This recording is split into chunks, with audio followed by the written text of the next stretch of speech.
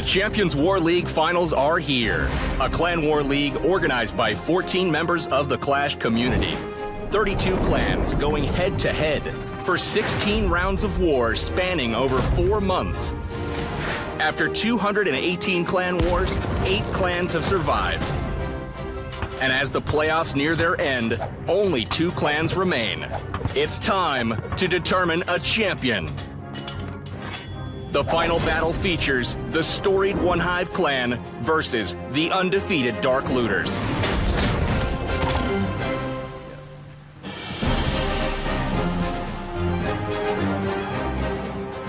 Welcome to Tallinn, Estonia. I'm Galadon here with Clash with Ash and Powerbang, and we are here for the first ever Champions War League finals. We've got 2 amazing clans fought their way through 32 clans to the finals right here, and the winner taking home bragging rights, the CWL Championship, and a pretty cool trophy.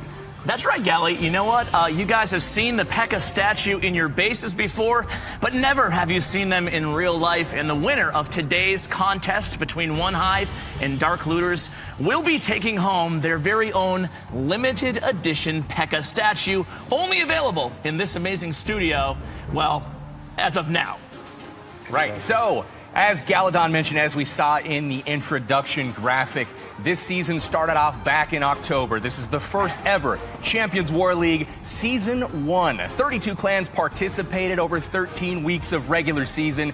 We've gotten all the way through 3 weeks of playoffs now, and we are now in the championship round where the Dark Looters and One Hive are set to face off. They've been warring now for 22 hours. A lot of grueling hours have gone into this from both players, clans, and organizers. And that's the thing that really struck me was the organization, the crew that was required, the hours that were put into making this work, getting it to flow so smoothly I know the a little entire about that, time. yeah. It's amazing. But you know what? We could show the viewers a little more about that because we have an intro to some of the organizers that are here today.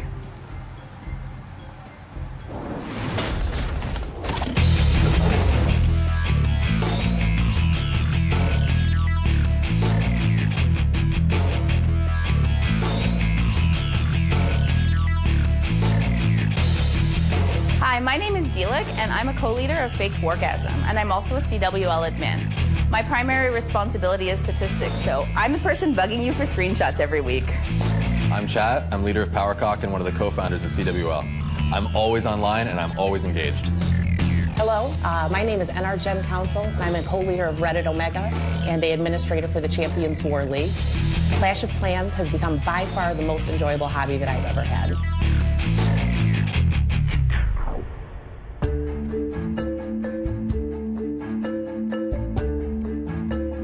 The Fair Play community has been arranging wars for a long time, but each of those wars was its own event, and there was no way to rank clans within the community.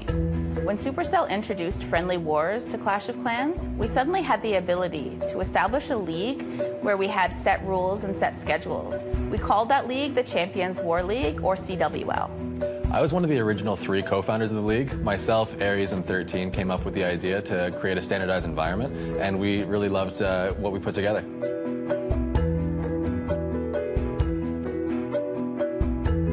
When the CWL first started, no one really knew how popular it was going to be. After a couple months, it became very apparent that this was going to be the primary focus of all of the war clans.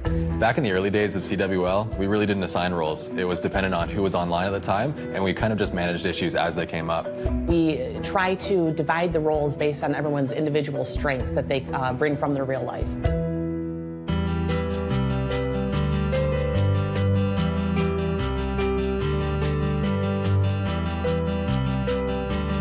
My primary responsibility in CWL is statistics. I've always been focused on the technology aspects of the league. I also manage the website, social media presence, and working on the app. When I'm not clashing, I'm actually a lawyer, so my role's kind of evolved a little bit into providing legal advice when those situations come up. My most memorable moment was this current league. We're launching Season 2 of CWL, and we've got over 2,300 applications. It's amazing the support that the community has thrown to us, and thankful to Supercell for helping us out with that. If I had to give anybody advice about starting up their own tournament or league, the thing that I would tell them is to make sure that you have very clear values. You spend a lot of time with these people that you're co-organizing the event with. I would really recommend working with your best friends, people that you know that you can trust and collaborate with. It is a lot of work, but with that you also have to remember, along with the hard work, it's very rewarding and to keep having fun while doing it.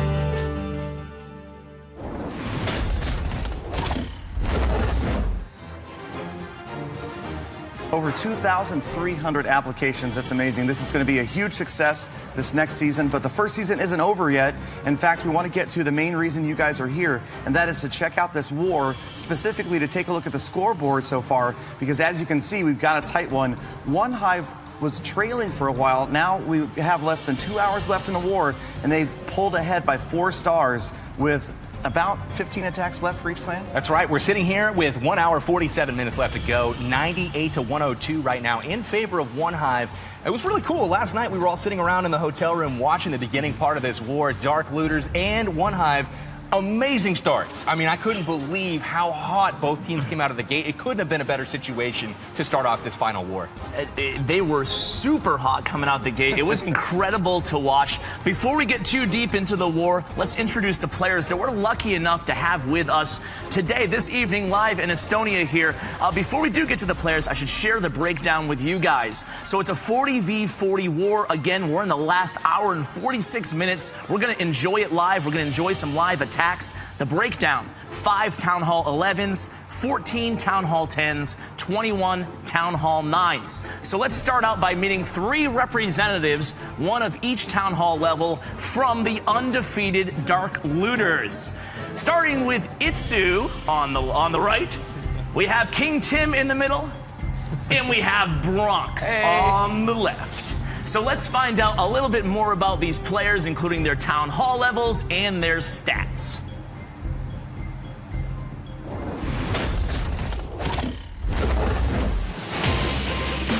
Perhaps the most feared clan in the CWL. Hailing from their home country of Germany, they enter the CWL final with a perfect 15-0 record. The undefeated Dark Looters.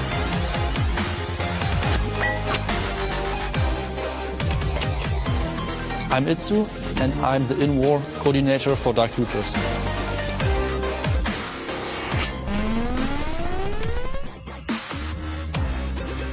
I am King Tim. I am the leader of Dark Looters, and I'm responsible for our recruitment.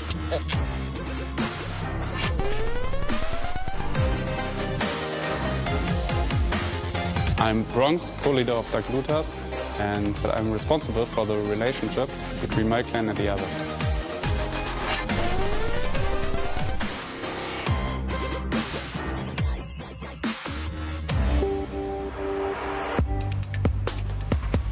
Dark Looters is always looking for the best competition, so we thought CWL would be the best competition, so we signed up. I'm the in-war coordinator for Dark Looters. That means I get a lot of information from different players, take everything together and say in the end who we will attack, how we will attack. Typically I'm a scouter. I scout bases for the other Town Hall 10 players that they can 3-star them. My role in wars as a Town Hall 10 is hitting up the Town Hall 11s for 2 stars and a good amount of percentage. My most memorable moment was definitely the semi-finals against Spartan's Legacy. We beat them by multiple stars. That was amazing. Spartan's Legacy is one of the toughest opponents out there, and we were very pumped for the war to beat them. It was the first 11 vs 11 triple in the entire CWL. We find that CWL is a great new idea, and that's the reason why we joined them. Will the Dark Looters stay perfect? Stay tuned to find out.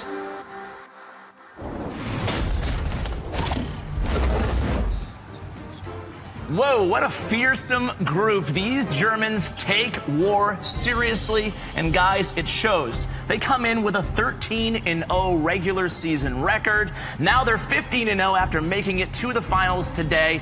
Guys, let's get to know some of these representatives. Again, we have one for Town Hall 9, Town Hall 10, and Town Hall 11. The rest of your clanmates are in Germany fighting it out here at the end of the war. Bronx, I want to start with you. Before I went to bed last night, it was incredible. You guys were something like 15 for 17 in fresh 3-star attacks against Town Hall 9s. Talk a little bit about why you came out of the gate so strong. Was it something you found perhaps a vulnerability in one of OneHive's base or OneHive's Town Hall 9 bases that you were able to take advantage of, or was it just perfect execution? Maybe a little bit of both. Yeah, we already knew before the war started that we have kind of accept outside Tesla farms out of the base, and so we decided to bring a heal spell and a couple of loons with it, just in case that we can predict that. Yeah. And you did a great job of it. And for those of you who don't know, Tesla farms are basically oftentimes unexpected groups of Teslas bunched up in OneHive's Town Hall 9 cases outside the perimeter of the base on a lot of their bases.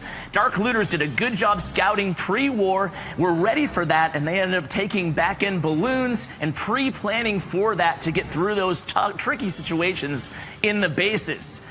King Tim, the leader of the Dark Looters. King Tim, tell us a little bit about what it's like having a clan that's exclusively German players, perhaps some of the strengths and maybe some of the challenges in a clan that's all from one region. I think that is a really big advantage for us that we are only having German-speaking players, because we are living in the same time zones, we are speaking all the same language, and that's really good for us because we hang out very often on TeamSpeak, chilling, just planning for the attacks, and I think that is very important. Yeah, that does make sense. You know, speak the same language, same time zone. I mean, we're all in international clans. OneHive's an international clan, and you have to deal with time zones. It must be much easier as far as coordination goes, all being on the same level, same language, same time zone, everything else. Itsu, you are well known as the master of base building, and we're going to get into that a little bit in today's stream, but you're also going to be attacking 3 or 4 times live in this stream. How do you feel, man? Kind of stressed, but let's hope my teammates got my back and everything turns out good. Well, you're definitely one of the best attackers from everything I've heard and seen from you, so I'm sure you got it on lockdown, but I think I speak for everybody in saying that I'm super excited to see what you have in store for us, my friend. But let's meet the challengers, the storied OneHive clan. We have 3 representatives for OneHive as well. The Town Hall 9 LB, Lord Byron. We have Atoma in the middle, and on the right, we have Eve. Let's learn a little bit more about these 3 players, their stats, and Town Hall levels.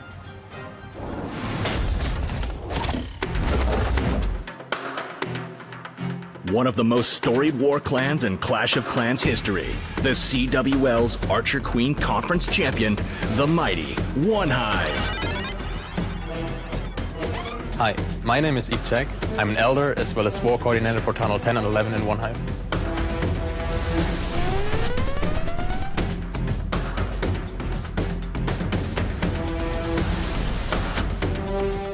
I'm Lord Byron. I'm a Town Hall 9 co-leader in OneHive. I'm a quiet killer, no base is safe.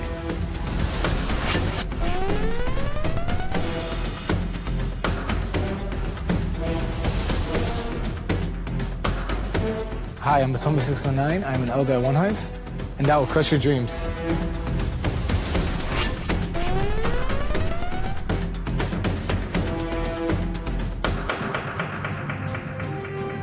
My attacks change each war during CWL based on the base I'm attacking.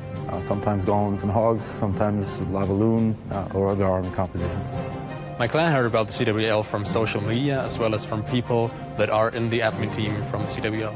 I would say OneHive's biggest strength against the other clan is our level of cooperation and coordination in wars. I have a unique design every war. It usually takes about 5 to 7 days to literally to the last second to make the base and adjust anything that we need. My role in war is kind of twofold. I'm a co-leader in the clan, so I help to organize the war from a Town Hall 9 level. And as well, my attacks are typically used to back up other attacks. I'm a Town Hall 11 player, so I'm usually going to attack throughout the last 2 hours of the war. And usually I'm going to dip on the last remaining Town Hall 10s. My favorite defensive CC's true combination would be Hound Loon because that's really the only viable CC at Town Hall 10. I usually spend about an hour preparing a war attack in a major war on TeamSpeak with my teammates and sketching out potential plans. Throughout the entire season, everyone thought of us as something like an underdog. They didn't expect us to be able to compete with the competition. However, whenever the playoffs started, we really stepped it up from war to war, from week to week. We joined CWL because everyone was in it, all the top war guys, and we just had to see who was the best. And see who's best we shall. Dark Looters versus One Hive up next.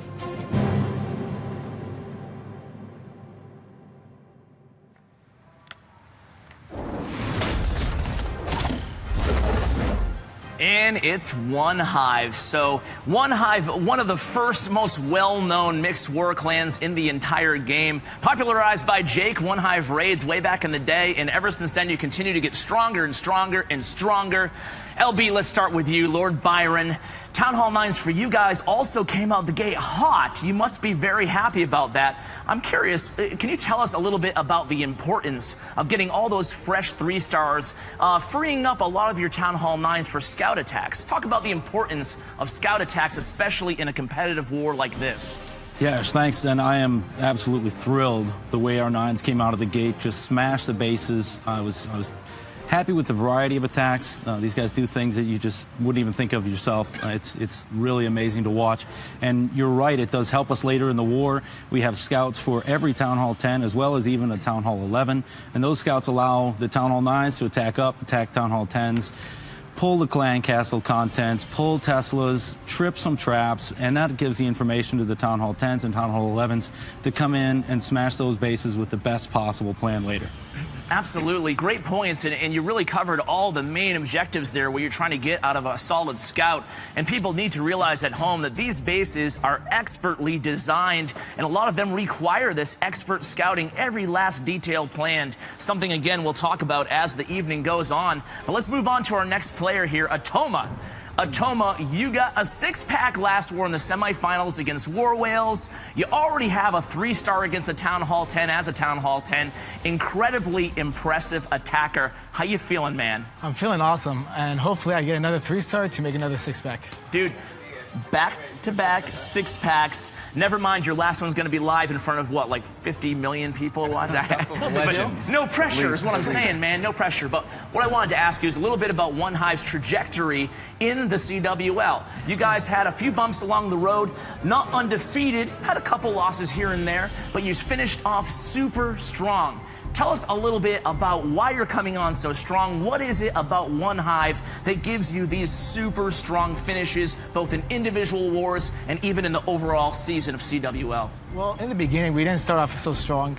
We have definitely improved as a clan. Town Hall 9 game has definitely stepped up, has really helped the Town Hall 10s, Town Hall 11s. But overall,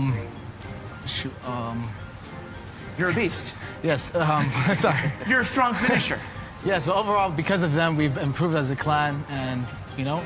Yeah, and you guys are proving that this war, it's super, super close, and you have an exciting live attack. I can guarantee that, watching you absolutely wreck everybody in friendly challenges, and obviously given your history in the semifinals. So looking forward to that, my friend.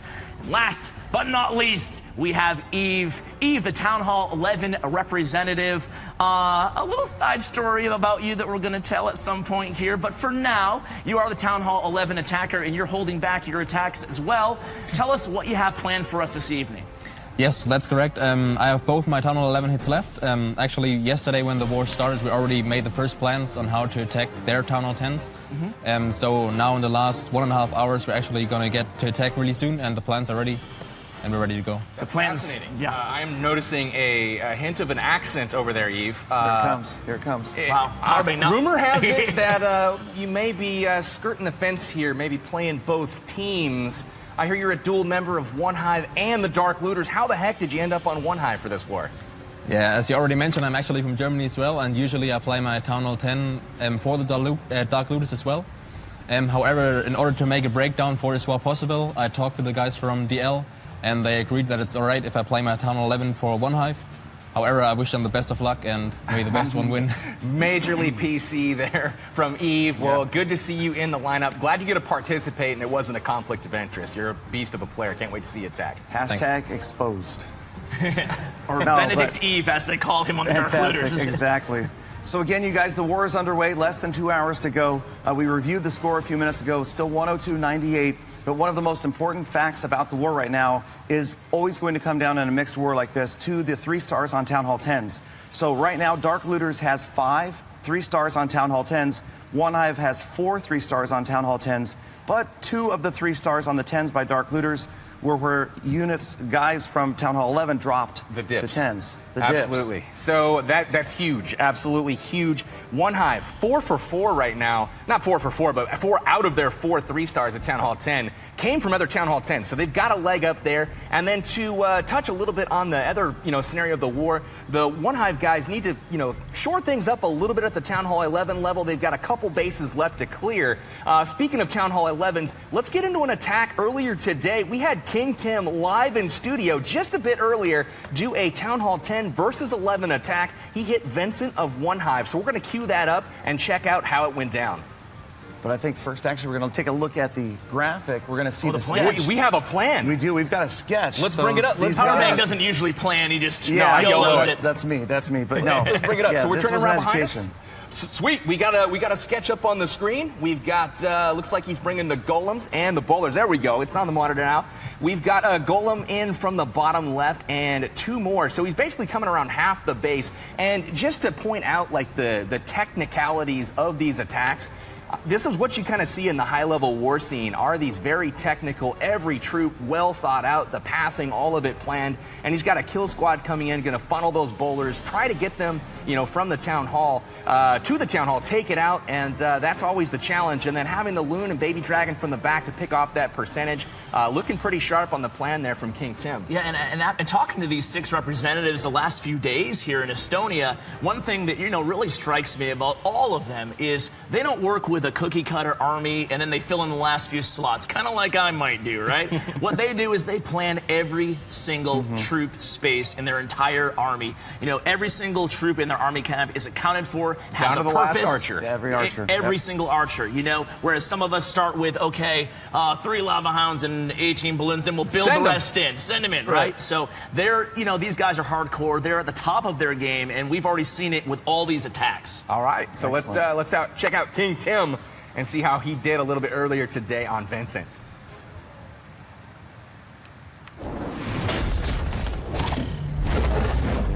All right, so there it is. This one looks like UT fan, actually. And we are going to check this one. King Tim used 2 attacks. He used Vincent's name because I thought he was hitting that one. But here we go. We're checking around. This is a live feed from King Tim. So it's going to be a little bit shaky as this went down as he was able to do it. So there's checking the army. He's going in for the attack now. We've got 3 golems, 22 bowlers, the baby dragon, and now we're ready to go. So he's kind of prepped. You guys remember where the golems he had planned to come down. Right now where he's focused is the balloon for coverage and then a baby dragon in behind. There it is for the percentage. Minions there as well to get some easy buildings on the outside of the map. And now we've got the bowlers and the golems coming in. Semicircle around the upper left half of the base and rage spells to get a nice funnel made on each side. And ultimately, they're going to make a nice deep push there to the Town Hall. Yeah, you notice how he drops just that one single bowler. We saw it in the sketch down there at the bottom left of your screen. He's got the other defenses in the area or weapons distracted by the golem and the bowlers, and that one single bowler goes in there, does so much damage. Look at that concentration from King Tim. It's almost as nerve-wracking with cameras in your face. You got to remember he did this just earlier. Was it earlier today, this attack? Yes. Yep. Earlier today, this attack in the back room there. So the concentration, he is in the zone. Beautiful funnel. Troops jump right into the core of the base. Great value on that freeze too. Look at that. Got Teslas, Inferno, all that good stuff taken care of. Bowlers pushing in the rage spell now. Still has the baby dragon up and nothing in there to really take it out except for the poison. Queen gonna hop the wall and take care of that baby dragon. Hopping the wall. Town Hall is down. 2-star in the bag. He's still pushing now for percentage. Bowler's still alive, and now he is gonna get a great amount of percent all the way up to the mid-60s. all the way to 67%. Queen finally going down. Great attack. And keep in mind that this is a Town Hall 10 attacking a Town Hall 11, and that's when you have a war with this type of Town Hall composition here, that's what you need to have happen. You need your Town Hall 10s to 2-star Town Hall 11s, and that's exactly what King Tim did there. Absolutely. If we could cut to the live attack I've got on my screen right now, we've got a Julius versus Master Fung attack. And we are trying to go into that right now. It looks like a 10v10 attempt is just starting. So we have a Lava Hound and 26 balloons going into this base. He's gotten the Inferno taken out with the simple kill squad, and we will get to that in just a moment up to the screen. So here it comes. We've got the Lava Hound going in. All you guys missed so far was the kill squad. Inferno is down, and here comes the balloons all the way across the map. Very nice job by the Lava Hound soaking up those traps. Here they come now from the other angle. Look at the path on the balloons going into the core. Gonna get some good value there. The Queen is sitting back, picking them off. Not quite gonna get the Expo, maybe gets a bomb rock, not quite. Now we got a whole ton of balloons all in the same spot. The big ticket item though is that Queen who is unaccounted for. Yeah, the Queen right there in the dead center. The balloons coming in through the haste spells right there at the top of your screen as well. And you can see the Lava Hound from the defensive There's CC. the skeleton spells. It's finally turned around and come back in towards the center there. Queen is down, Queen is down. We got the Archer Queen down. Great use of the skeleton spell. Oh, guys, this is looking good. We got a heal spell left going into the last section of the base. 2 wizard towers there. We've got probably 15 balloons left alive. It's all going to come down to this last section. We got air bombs. We got too many balloons going down. This is going to be tough now. He had so many left remaining at low health, but they're getting chipped away at, going into the air sweeper. Extremely close attack here from Julius, but it's looking like it's going to run out of gas. It was looking really, really good there for a second, but that Queen, like you said, picked off about 4, 5, 6 balloons. Big hard chunk to tell. Of big chunk of balloons there went down. The skeleton spell did get her a little bit later. So, but guys, I think we have nice another live attack.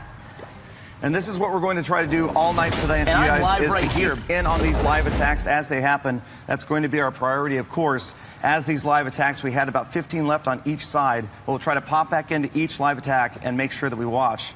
Yeah, absolutely. Here we have Chris from One Hive attacking Running Man from Dark Looters. This time it's another 10v11, so the objective here is to get a as high percentage as possible, a 2-star from a Town Hall 10 onto a Town Hall 11. Exactly. This is where One Hive is really hoping to shore things up. Really, really, really crucial that this goes well. There's already been several fails from One Hive against the Dark Looters 11s, and if it continues, that might force some Town Hall 11 versus 11 action simply to secure 2-stars. Stuttering on my words a little bit there, but if they can secure those 2-stars, that's going to put them in great position since they already have 4 Town Hall 10 versus 10 triples. And Powerbang, we're live in the attack right now. Started off with a Queen Walk from around 3 o'clock down to 6 o'clock. Beautiful funnel with the bowlers. Looks like a funnel created perfectly to get those bowlers and the rest of the kill squad right into the core of that base, where there's a lot of high-value targets. The Queen, the Eagle Artillery, Inferno Towers. Eagle Once you goes get the bowlers into the core. That was a perfect whole lot of bowlers, Pop but they blocked out the rage. And he pulled it off. He got it. And nice that is crucial for One Hive at this point. That was a big one. Because One Hive still needs to clear the Town Hall 11. So that's something that the Dark Looters have already done. Absolutely. They're celebrating over there, LB, giving a celebratory woo, as One Hive is famous for. They are securing the 2-star on that one, so very nice work. And the Baby Dragon left here, just pick up extra percentage, and this is a type of war, if there was any, that could come down to percentage, because these guys are both starting out hot. Absolutely. All right, so definitely something they were sweating, trying to get those 11s 2-starred earlier. It shouldn't be top priority as Town Hall 10 3 stars. Really, that's the #1 thing. So they're hoping to be able to focus on that towards the end of the war. But if we look at the map here, you can see there's still 1 Town Hall 11 left for One Hive to 2-star. So number 5 there. And Chris pulls off the big 2-star there. So things are kind of wrapping up here nicely, but it's still anybody's game at this point. It's really important that the viewers at home aren't deceived by the scoreboard at any one point, because right now, I don't know about you guys, I think things are kind of neck and neck. It looks really, really even right now for both clans. There's been some strengths and weaknesses for both clans. Not a whole lot of weaknesses, but I mean, we're nitpicking when we say things aren't going well in any capacity. Both clans looking strong, and we'd love to see if there's any live attacks maybe over on the other bench that's getting ready to go in here pretty soon. Do we have any volunteers? Hey, Atoma. Atoma, he's already got 3 Town Hall 10, 3 stars in a row. Can we make it 4? We're making it 4 right now. All right. Oh! Let's go. We're ready. Oh, all right. So the confidence. who are you looking to hit, Atama? I am hitting 15 with a Queen Walk Lalo. Queen Walk Lalo Yes. on 15. All right. All right, man. Well, anytime you're ready, Cool. you go ahead and do your thing, and we'll jump in live. And best of luck to you, my Best friend. of luck, man. Let's do this. Let's do it. Okay. Thanks, guys. So Toma going for the back-to-back six-packs here. Back-to-back A really, six-packs, really good attacker. I don't want to jinx him. But I know. He's, keep it on you the know, hush. honestly, he's one of the coolest and most collected attackers Well, he that has we've his seen here. he has his earphones in right now. He's been really focused about this the entire weekend. Absolutely. You can see him going over his army. Poison to haste. They're on, a lot of these guys are on TeamSpeak. Yeah. So they're communicating with the rest of their clan, making sure that they have everything covered. These guys have spotters. I mean, some really advanced stuff going on here. People over their shoulders oftentimes, or at least There on it is, we're live. TeamSpeak watching, making sure that they don't miss the abilities, anything like that. Yeah, absolutely. That's one thing I'm noticing for you guys at home. We do focus in on the players. Almost all of them have earbuds in of some kind. That is not the same earbuds that we're listening to, but they are actually speaking with their clanmates. Live in person, trying to coordinate these attacks. Not always the easiest thing, as these are some fairly complex plans. But now we are in live as Atoma studies this base, as you heard, for the Queen Walk Laloon. And here we've got the archers coming in now from the right side of the base, starting off on the funnel. And you're going to see the Queen come down any moment to get started on that walk. So as You're talking about power bang, every single unit being accounted for, single archers going down after those single structures. Force percentage, and of course for the funnel there with the wizards on the left of the Queen. Absolutely. So we've got Queen in from the south at around 7 o'clock, taking out these buildings. She's looking to take out, we got the Lalo going in. That air defense right there that's highlighted, she wants to get that thing taken out before the edge of the walk here. It's going to be a little close, but she may leave it up, end up keep walking to the right. It's going to be very interesting. It all comes down to a single tile sometimes if things are going to go the right way. Absolutely, Powerbang. And one thing to point out again is the value of those scouting attacks, even on Queen Walks. Oftentimes, they'll work together, a Town Hall 9 and a Town Hall 10, and it's try to make sure they pinpoint the direction the Queen's going to be headed. That's right. You see the Hog come in late to the air defense that's alive, taking out those healers. The Queen is now stuck taking out this Lalo. We've got a poison spell on the field. That's going to take care of the balloon, but it may get a bomb drop off here as it gets in close. Not quite. Goes down just as it's dropping, but the Queen destroys the Lava Hound, having to deal with the pups now, forces the ability. A couple of backup minions there to help pick out those pups relatively quickly. Right, and you do have the Queen headed for that other air defense right to the left of the Town Hall. It's going to go down easily, and next she'll have to deal with that big old barbarian. That's right. He's gotten her taken care of, though. Smacks her down, and unfortunately only got the one air defense taken care of. Looked like he was trying to get to. Very complex walk there. Let's see how he can recover as the King, Giants, and Bowlers go into this base. Beautiful jump spell down, sharing the compartments on that right side of the base. They're going to push all the way through the Queen to the Inferno Tower. That is the goal here. Things starting to fall. Bowlers go around to the Archer Tower. Hopping the wall they go. Right to the Inferno. They hit the giant bomb. That wrecks them. That is a big-time bomb there on defense for Julius. That was tough. You could tell he really wanted to get at least one of those Inferno Towers down in the first phase of the attack. But if anybody can come back and make a strong second phase, it is Atoma. You never know with these balloons being in the state that they are right now. This is definitely a strength of troop. If things go south, you can recover, but things have to go just right. And right now, it's just looking like a little too tall of a mountain to climb. Atoma going to fall short in this one. Yeah. The Inferno Tower didn't go down on the right-hand side, and you'll notice, because I've watched Atoma's attacks all week, that rage, these guys only bringing one rage spell. He used it way earlier than he would have liked to. He wanted to use that rage in the core, closer to where the Teslas are, the clan castle. He had to put it out over that Inferno Tower because the bowlers just couldn't quite get there. Very good. Well, hey, Atoma, beautiful try, man. It was just one of those things, game of inches, like they say. I think that's another sport entirely, but a game of tiles in this particular scenario. Just didn't quite get the first part of the air defense, and then that Inferno on the backside. What are you thinking about the attack? What do you think somebody behind you can do to do things a little bit better? Well, my Queen didn't target that air defense, which just killed my healers, and hopefully somebody behind me will just clean it up. What do you think the adjustment is that needs to happen? Do you think dropping it over to the left a little bit further might clean that up?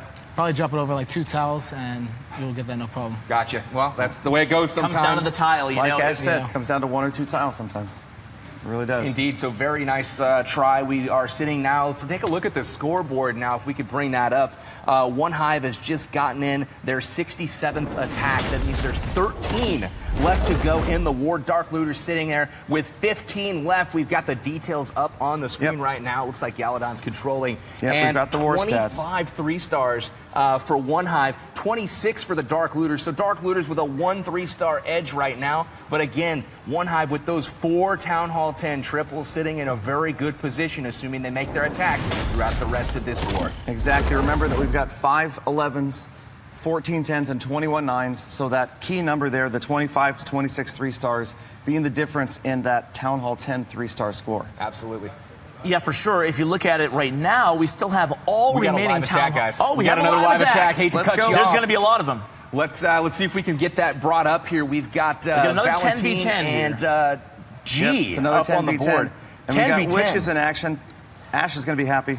Absolutely. I love this attack. What is it called again, Powerbang? I believe it's Bowlers and Witches. Oh, the Bowlers and Witch attack. Never very, heard of very it. popular. Absolutely. So we'll get this on the screen, but it looks like we have Valentine attacking G from One Hive. So it's a Town Hall 10v10 attempt for Dark Looters. So here we go into the base. We are up on the screen now. We've got Bowlers and Witches in from each corner, making the funnel, forcing the main group of Bowlers and the heroes into the core, going to progress all the way to the middle. And the Queen, how delightful. She's jumped the wall. The King smacks her down, and we are looking pretty solid here heading into the back half of this raid. We've got the second Inferno Tower as the main obstacle left in this one, and the Bowlers are heading towards it, but will they have enough juice? It's looking like they're getting thinned out a little bit. Yeah, you don't have a lot left in the core right now, although the Archer Queen is there. She still has her ability, and she's headed for that Inferno. Oh, giant bomb up on the top left, taking out Bowlers and Witches. That was huge, as it looked like they might have gotten a pretty significant push going down the side. Yeah, sometimes it's not the end of the world if your Witches and your Bowlers funnel around the base, as long as you have some of the kill squad still alive in the core, but it looks like... I mean, look at how late that Queen ability was. She's all the way into the last compartment of the base, still taking stuff out. Had those Bowlers and Witches still been down on the outside, this might have ended entirely differently. Had the Queen carrying the bulk of that load. Valentine falling a little bit short for the Dark Looters. G able to defend, holding them off for only 1 star. Another successful defense for the One Hive clan. Yep, exactly. Again, coming down to getting 3. These guys don't really care, 1 or 3.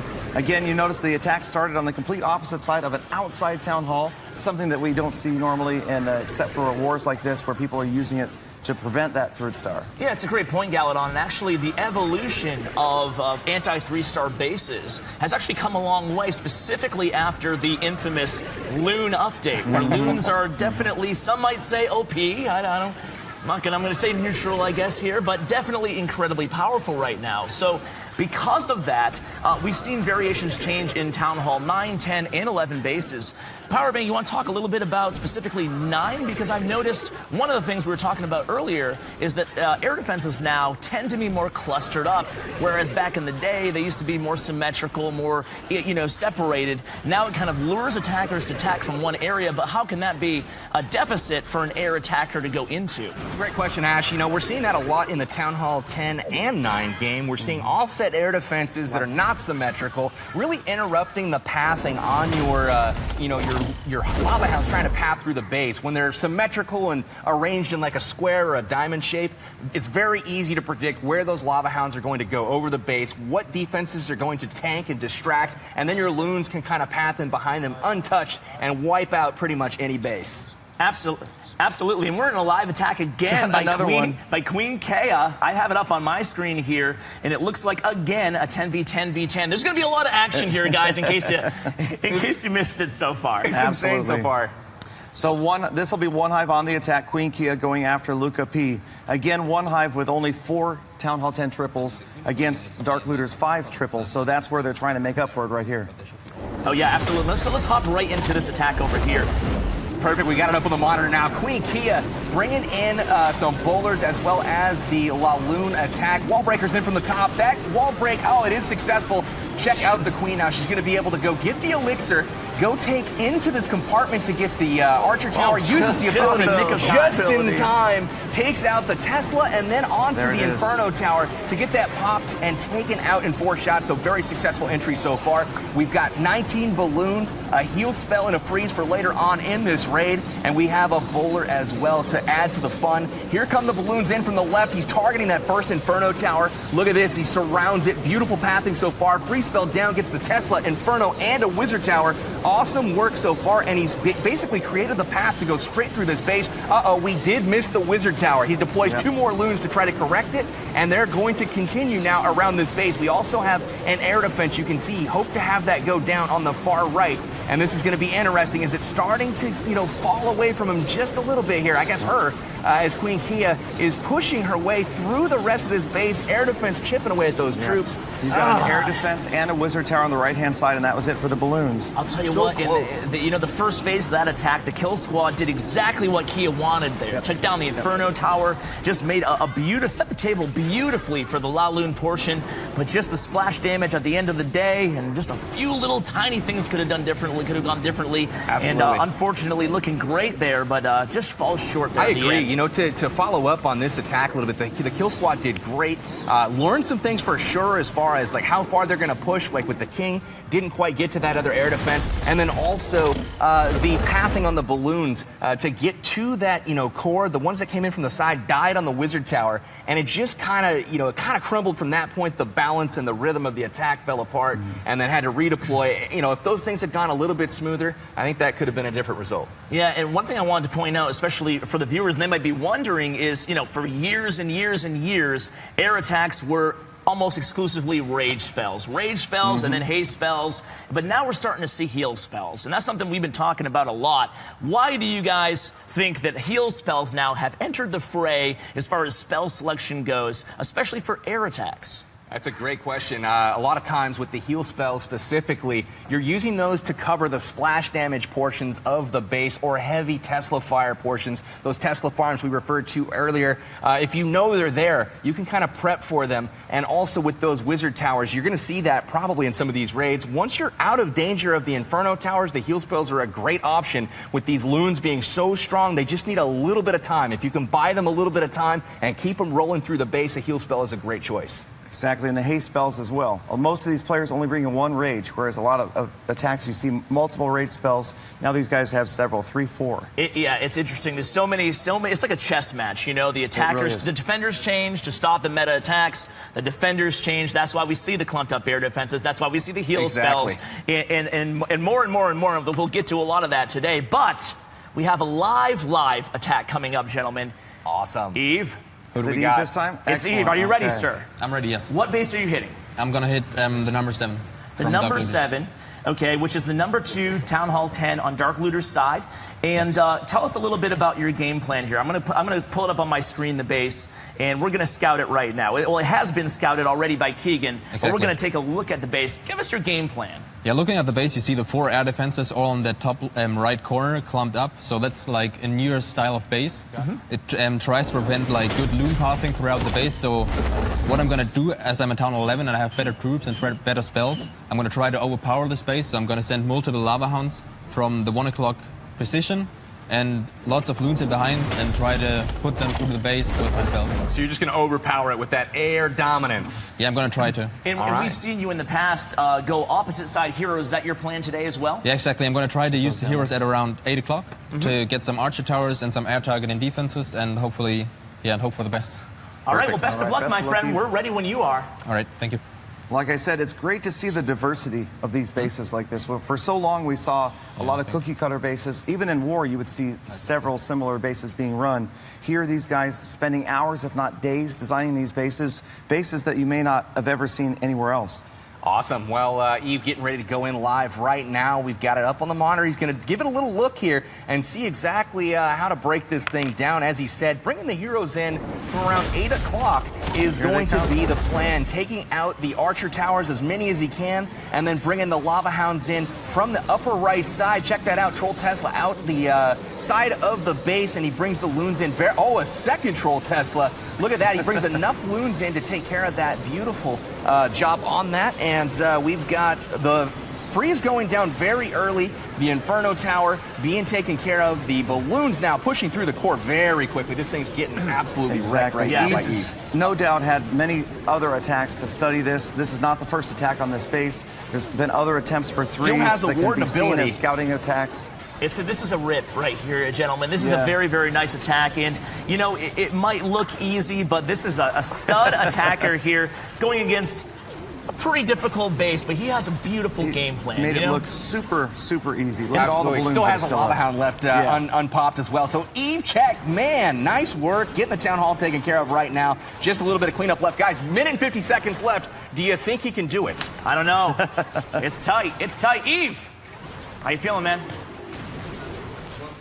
When the warden stayed very far on the back, but yes, isn't it nice when they stay back on the pups and minions? Yeah, especially it's super convenient. And I noticed when you hit that ability, it got like one balloon, and the rest just kind of had to fend for themselves against the archer towers back there. But beautiful attack, man. You executed it just like you said you would, and that adds another 3-star to the total for One Hive, bringing them even at 5 triples apiece. Very nice work, guys. Exactly. So perhaps we can go back and take a look at the scoreboard again and see. But again, like Powerbang just said, the key being the Town Hall 10 3-star attacks. So the score is a little bit off right now. One Hive at 104 and Dark Looters at 99, both with about 10 to 14 attacks left. But again, it really comes down to those Town Hall 10 3-stars. 26 3-stars from each side right now, dead even, and so this war super, super close. Definitely. And that was the first Town Hall 11 attack used by One Hive too. So they're still sitting on 9 Town Hall 11 attacks. They're you know, you got to feel pretty good about where you are right now, LB. Do you feel pretty good? I feel good. I mean, both clans can close strong, but I feel good. Excellent. Well, we'll definitely keep an eye on you. We'll come back to you, but I think we might have another live attack. Itsu? Yes. All right. Itsu going to bring one of his 4 attacks that he still has left to do. What's the Grandmaster plan, Big Itsu? Just bowler and witches, nothing. Just bowler and witches. Just bowler witches. It looks like somebody's going to beat you in, though. Vincent is live right now, okay. So we're popping into that one just real quick. We'll come back to you in just a second, Itsu. Vincent from One Hive live against Fabian right now, so we'll pop into this one, see how it's going to go down. Vincent with the second dip of the war for One Hive, and they're going to try to get that second in a row, Town Hall 11 versus 10 triple. Now, one thing I wanted to point out is the skeleton spell, Powerbang. I know that's something that really got much maligned and abused when it came into the game, but it's something that we're seeing a lot of at this level in Clan Wars. And you notice he's got 3 skeleton spells ready probably to deal with that Archer Queen. And the skeleton spell for a long time, Ugly Stepsister, the clone spell, is also now back in the meta a little bit. Well, here we go. We're going to see both in action. Great point by both of you guys. Notice where that queen is sitting right now, right in the middle of the base. Take a peek at her as we push through here, and you're going to see that skeleton spell probably get used. She locks onto the hounds there. There are all 3 skeletons down on the field, and check out how quickly that queen is going down. The rage spell is shared. She is at a sliver of health, only needs a pup or so to go ahead and take her out. There they go. Skeletons clinging on to life there, right? That was a tough queen. But there's that clone spell. There's the clone on the balloons. Beautiful timing and placement on that clone spell, able to take down that Inferno tower, and look at this. Just the second Inferno goes down all the way across the base. Holy cow. Just enveloping this base, and Grand War ability, not even use the Eternal Tome at this point. And I don't think there's any question about this one. Looks like Vincent doesn't need it. No, talk about overkill right here. This is a bit of a bully attack right now. No Warden ability used either. That hero ability. I'll tell you what, guys, this war is looking like it might come down to some Town Hall 11 on 11 3-stars. It's, you know, too early to say at this point, but to see it. Both teams incredibly efficient, and both teams have Town Hall 11 hitters that are proficient at taking out other 11s. So it remains to be seen how exactly that's going to go down. But let's go ahead, focus our attention on Itsu here. He was getting ready to go do his first attack. Itsu, which base were you going to hit from? I know you have a couple of counts. Are you hitting from your Town Hall 10 or from your Town Hall 11 to start off? I just got my both Town Hall 11s in this war, so no Town Hall 10 action for me. Oh my goodness, so you got 2 Town Hall 11s? Yeah. All right. And I will go for number 16. Number 16. We're ready when you are, my man. Good luck. Atoma, he's sitting 2 seats down from you, my man. Yep. That's why I didn't call the name. I didn't call the name. I didn't want to get trash talk. Well, sorry. So again, One Hive pulling ahead with those Town Hall 10 3-stars with 6 now. This is the opportunity to tie it up right now. Yeah, we're going to pull up the base right now, take a look at it. 16, he's attacking Atoma, who's literally 2 seats down from him. So, and he said he's going in with Bowler Witch. That's right. It's not often, guys, where you get to attack in a clan war, and the person you're attacking is literally, you know, you can reach out and touch them. That's not quite usual, but in this case, that's the setup we have. And he is underway here. So I'm hopping in live right now, guys. All right. So you'll go ahead and take the lead on this one, Ash, and will do. So it looks like he's just put down his first troops here. Here we go. So he's entering in just a beautiful funnel started, just with a few bowlers and a few witches placed both on each side, way at the top at the north point and way over in the west at 9 o'clock. What that's going to do is set the table beautifully for the rest of the bowlers and the witches to funnel directly into the core of the base. Going to trigger the clan castle, and this strategy is just so safe, you know? It's especially when you're dipping down as a Town Hall 11 attacking a Town Hall 10. So patience, patience, patience. That last rage spell dropped into the core. King and Queen abilities still unused right now. At this point, still feeling things out here. This is the turning point, but I feel like in every bowler witch attack, I feel like there's this lull right when they get to the core of the base. Second Inferno's down. That last jump spell allowed access to 6 different compartments on the far side of the CC.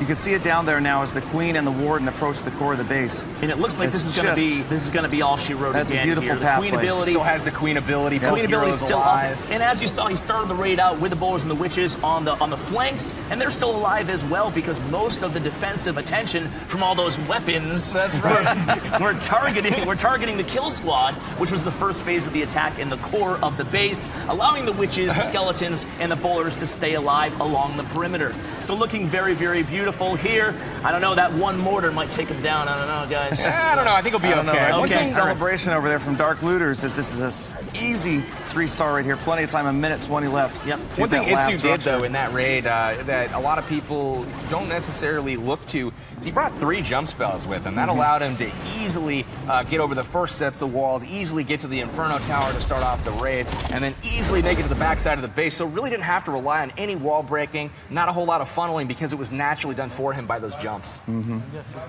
Another live. We have another live attack. Boy, another these guys live. are going. I got this one. I am hopping in. We got erotic. Right. Shout out to the Plow. The Plow. The leader of One Hive. So also known as Erotic, I guess. Exactly. His second account. So we've got Erotic in live, and he is going to be taking on the legend himself, Black Tiger from the Dark Looters. So here we go. We've got a couple of bowlers doing their thing. Look at them chipping away at the mortars, skipping the rocks on the outside buildings, taking out mortars on both sides of this base. Such precision placement. Absolutely. Now we've got the golems coming in from the bottom, and it looks like they are walking to the same mortar on the outside, and now we've got more bowler witch action creating the funnel now and trying to get to that entry point that you're going to see any moment. There it is. First jump spell goes down. 2 more to follow. You're going to see the very same plan or similar structure to the plan anyways that Itsu just used. Exactly. Watch for the next 2 jump spells. The third especially to create a path straight to that last Inferno Tower. That again being key and critical to getting a 3-star right here. Absolutely. Key Warden ability there. Rage spell goes down. That's going to keep those bowlers. Oh man, Queen is not. Oh man, she went down like crazy. So here we go. We've got the push through the base right now. Intense. There it is. There's that last jump right over there. There goes the last Inferno. Now we've got, look at all the skeletons on the bottom left right now trying to beat through this wall instead of just running around the outside. There's nothing left for them to take out. Oh, yeah, so the witches are exposed. Can the Archer Tower go down? Oh man, that's going to be close. It's going to go. There we go. It's going to be close. He does have the King up top. Check it out. King up there tanking. It's in the bag, gentlemen. Yeah, he's got There's this. There's Splash left that'll be a danger to those witches, but of course look at the Queen and with her ability still in hand as well. Ability still in hand. The only threat left in this base is that cannon up there in the top right with the Queen ability still in the bag. 1:26 left. Erotic. Gonna pick up the 3-star on Black Tiger. They're bringing the Woo train over there in One Hive, and that is gonna give them another 3-star. And one thing pointing out too is, it might seem obvious to some viewers, but to others, when you see these dip attacks, there's not necessarily a kill squad or a 2-phase attack, and the reason being is there's no Eagle Artillery to have to worry about activating. You don't necessarily have to. On some of these attacks, we're seeing 2, even 3 golems used. The witches and the bowlers all dropped at the same time. Itsu, how do you feel, man? Congratulations. Good hit. I'm feeling great. Preparing for the next hit. Are you ready to go? How much planning are you going to need for the next hit, man? You just went, and I know you've got more to get in. It looks like there's less than an hour to go in the war. You still got 3 left. How soon are you going to go on your next one, you think? Let's see when they tell me who to hit. And then I will Sounds take good. a look. It looks like we've got another attack going on right here. We've got Douche from One Hive is dipping and attacking King Tim right now for the Dark Looters. Uh-oh, King Tim under fire, we're well my friend. into this attack. In fact, we're at 73% damage. We might be able to catch the tail end of this one, Galladon. And 2 stars down. There we go. There it is on your screen with plenty of time left. I have it. Looks like another Bowler Witch attack. The Weebo, the family-friendly version. Yes. And it looks like the Queen kind of stuck in the core there, as she's apt to do, but Queen ability's still alive. This might be interesting, though, here, because... This could be kind of close, but you've got a... Well, now you just have 1 mortar left. Well, you have a trouble... went, but you have a trouble area though. This is going to be close. Yeah. Both the heroes have no... Oh, we got the Queen ability left. She popped it early. Yep. Now we're looking good. May have been a mistake, but the mortar took out some of those archers. No, that Queen's got reach, there she and goes. Okay. it's looking good for you. Yeah, she's going to be okay. If we could back out and go to another attack, we have another live going on right now. There's swords all over the board. Oh my God! What are we going to do? Oh, we need more spectator spots, Supercell. We're full. We are in already. Okay, I'm in. Did you get in? I'm yes, already there. So we're gonna pump it on this one in just a moment. We've got UT Fan versus DM, aka the Hands. He's bringing the Bowler Witch as well. To make it the Hands. Oh, come on. To make it the Hands. No. To make it DM, aka. Do you know how many times I've been corrected by DM himself? Because I used to call him D-Make-It a Hand. Like, he used to be in my clan. No, he's to-make-it a Hands. All right, here we go with DM. Here we go with the bitter power bang this here. This is for you, my friend. So we are trying to transition over to an attack. Don't know if we're going to get there in time, but we're going to see the tail end. 3-star after 3-star. This is another dip, 1 hive dipping, and it's just about done already. We're at 94% damage. These guys absolutely killing it. And yes, at the top of the screen you can see we were maxed out at 15 spectators for a long time. We couldn't even get in. It's interesting that there's so few spectator slots left. Yeah. When you've got only 15. If only we knew someone who had connections. I don't know. What do you think, buddy? Oh my gosh, do we need more than 15? You guys are putting me on the spot right now. I would love enough for all the clan to be able to see. That's my personal opinion, but I think everybody would. I think I speak for everybody. It would be awesome. But what I do want to do is rewind a little bit and touch base again with Itsu. Itsu. Oh, he's in the zone. Oh, he's in the zone. He's in the zone. What happened? What are we missing? He's planning. Are you planning your second attack? Yeah. Are you hitting another 10? Yes. Okay. Who are you hitting? I don't know yet. Oh, okay. So there's time. A little bit. So Can we bring up the war details by chance? Let's bring up the war details, the stats, the detailed statistics. We've had a lot change just in the last couple of minutes here. And 1 hive went in with a flurry. We had Dark Looters in with a couple as well. So let's see exactly how that changed. And we will take a peek at that right now. There so we we've go. got, with the scoreboard up on the screen, 1 hive has 109. Dark Looters 102, and it looks like 7 attacks remain right now for 1 hive, 12 remaining for the Dark Looters. And as you can see, the last couple attacks for 1 hive both dip onto the Town Hall 10s and were successful. So great job to them. This is anybody's game at this point, and I have a sneaking suspicion that it could come down to the final minutes, final seconds. It could be 0 on the clock, and we could be still not sure who's going to pull this one out. But you know, what I'd like to do, I don't have any live attacks prepared anywhere. You never know when they're going to pop up. But we had so many amazing Town Hall 10 3 stars. Right before we went live, of course. Yep. So I'd like to. I'm going to pull up on my iPad in a sec here the previous 3-star by Fergie, because Fergie Town Hall 10 already has a 6-pack against Town Hall 10. The 6-pack. Is that right? So 2 3-star attacks for Fergie. I would love to see one of these bad boys. So, but while we pull this up on my iPad, talk a little bit with you, Powerbang or Galladon, about the objectives of a kill squad. A very basic concept. But it's something that every player should probably know about, especially if they want to get into more technical attacks. Absolutely, it's a great question, Ash. And how it changes. A kill squad, yeah, it changes over time. Right now, you're seeing very light kill squads or very heavy kill squads. What I mean by that is how many troops are you committing to the first phase of your attack? Now, in most attacks right now at 9, 10, and 11, you're trying to get in. If you're attacking via the air, you want to take out maybe an air defense or 2, as well as get that clan castle taken care of and the archer Archer Queen, at least having a plan for her, even if it's just dropping those skeleton spells like we saw earlier on them, that is great. Now, moving up to the Town Hall 10 level, you want to make sure that you're getting an Inferno Tower, if at all possible, on that entry as well. So after that first phase is done, then the rest of the army comes in. If it's an air attack, you've got your balloons. And conversely, if you're attacking via the ground, you want to try to trigger those giant bombs before you send your hogs. Absolutely. Exactly. So it definitely changes based on the type of attack the attacker's doing. Speaking of kill squads, why don't we break down this attack here by Fergie, one of the 3 stars. Hit the play button, Let's baby. do it. Do it. Specifically, let's concentrate on the phases and the kill squad, Yeah, how let's he watch does. the kill squad attack here and see exactly what he's going after and if he gets those objectives done, which I think he will. There's a lot of weapons to handle. So There's a lot of weapons. He's getting a skip there on the mortar on the top, and as well as the top left, a wizard. Just 1v1s the mortar outside the range of all other defenses, and then he brings a group of giants to distract. That way his queen can very efficiently take out the town hall, ensuring the 2-star, and then also making sure that they're taking out all of these other buildings around the top to get a successful entry going into the heroes, and then ultimately maybe having a shot to get back to the Inferno Tower. At the very least, he's making a very clear path to the Inferno Tower once the balloons ultimately go into this base. Exactly, and you can see she's going to head off to the right there and get that first air defense. The bowler's getting the second air defense, and that's clearing the way for those balloons who are going to come in shortly, hopefully after this Inferno Tower is taken out of the way. So much value there for 3 air those defenses bowlers. down now. That rage spell on the bowlers, they clear that whole left side of the base. Now they're working on the wall. The skip damage, they're taking damage on that second wall as well, but now we've got the balloons coming in from the right, and very, very nice work on that. So they're going to continue through the base, and there we go. We got Luca P. You know what I'm going to do? I'm going to go 4-speed here because we got a live attack. Yeah, definitely. We got a live attack coming up. So I'm in. We're going to cut to it. We've got Luca P. Going in live right now against Master Fung. This is one of the lives that we cut to in the very first part of this stream, and we're going to see if he can clean this up at all. Unable to. I can't get in either because there's only 15 spectator We're spots. good. So here we go. We've got the queen going in. Look at that. She's going to get 2 air defenses taken out all by herself. Maybe try for a third. I don't know. This is exactly what we were talking about earlier. Base is designed with all of the air defenses shoved over to one side.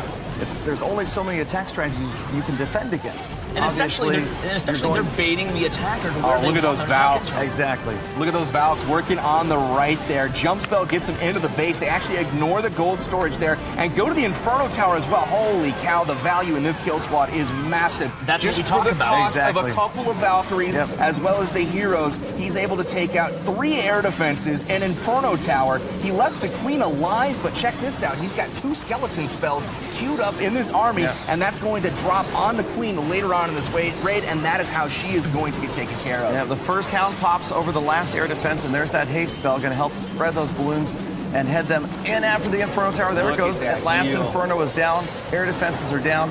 I think we've got 1 hound left in there that hasn't popped. Yes, there's 1 hound there at the top of the screen behind the balloons. Queen stuck as in he the rages them in the She's going core. to hop the wall here in just a moment. There's a She skeleton stays. spells. There's a She's going to hop the wall. I knew the skeleton spells were going to need to wait. She hopped the wall. Now the skellies are in the wrong compartment. They're in the wrong compartment. Just little subtle details like that always can come back to bite you. But now he's going to try to take out this last section of the base. But the queen being up and the loons kind of running a little bit thin is going to be a tall order to take out the last part. I don't understand. understand. On that People jump. talk about how dumb the queen is. That was a brilliant move right there. Bunkered herself in behind that wall and took out every single skeleton. Not so brilliant for Luca, Gal. Yeah, exactly. You could kind of see I'm it talking coming. about She was defensive hanging out queens. there, and It's then true. the loons were flying away, so she was going to follow them at some point, and she just, it was bad timing for Luca. That was tough. That was a heartbreaker there again. Another well-executed plan, and again, we talk about all that value, and I'll tell you what, it's just ironic that literally, on my notes here, 8 of 9 Town Hall 10s to start things off with 3 stars. Right. We go live, just the way the cookie crumbles, right? Absolutely. We got So Eve. at this point, are we looking for another live one? So just so you know, you guys will go back to the scoreboard real quick. 109, 102, 1 hive over Dark Looters. But the key being the 3 stars again. So right now, 1 hive has accomplished 30 total 3 stars, but we've got, again, 21 Town Hall 9s. So that is 9 Town Hall 10 triples. And we've got Dark Looters with 6 Town Hall 10 triples. Yeah. Bronx.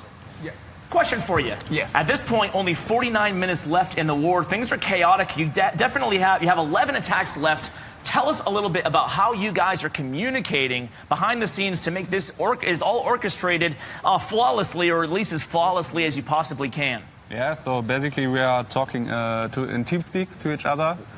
We have separated groups and so a group for 11 versus 11 and also a group 10v10. Yeah.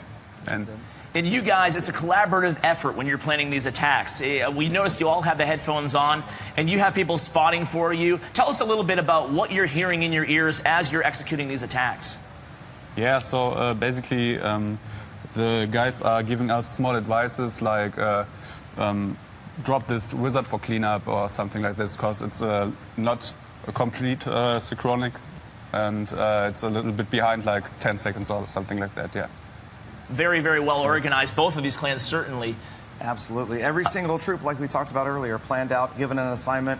Attack strategy is changing, being varied slightly because of those scouting attacks. Maybe things are going a little bit wrong, and they know exactly how to change things. And again, one tile difference in placement can make all the difference. We saw it so many times already just in the first hour here. LB, Lord Byron, what about One Hive? You guys have the same type of strategy behind the scenes, or is any changes different from Dark Looters? I think it's a lot the same. You know, our guys are on TS working together all the time and just picking out where we use the remaining attacks and what bases we need to knock out. So far, guys are doing great. Awesome. So TS meaning TeamSpeak, like a voice communication app, exactly. Right, sorry, these terms of the art. I'm sorry. Yeah, we get totally buried understand. in them. Yep.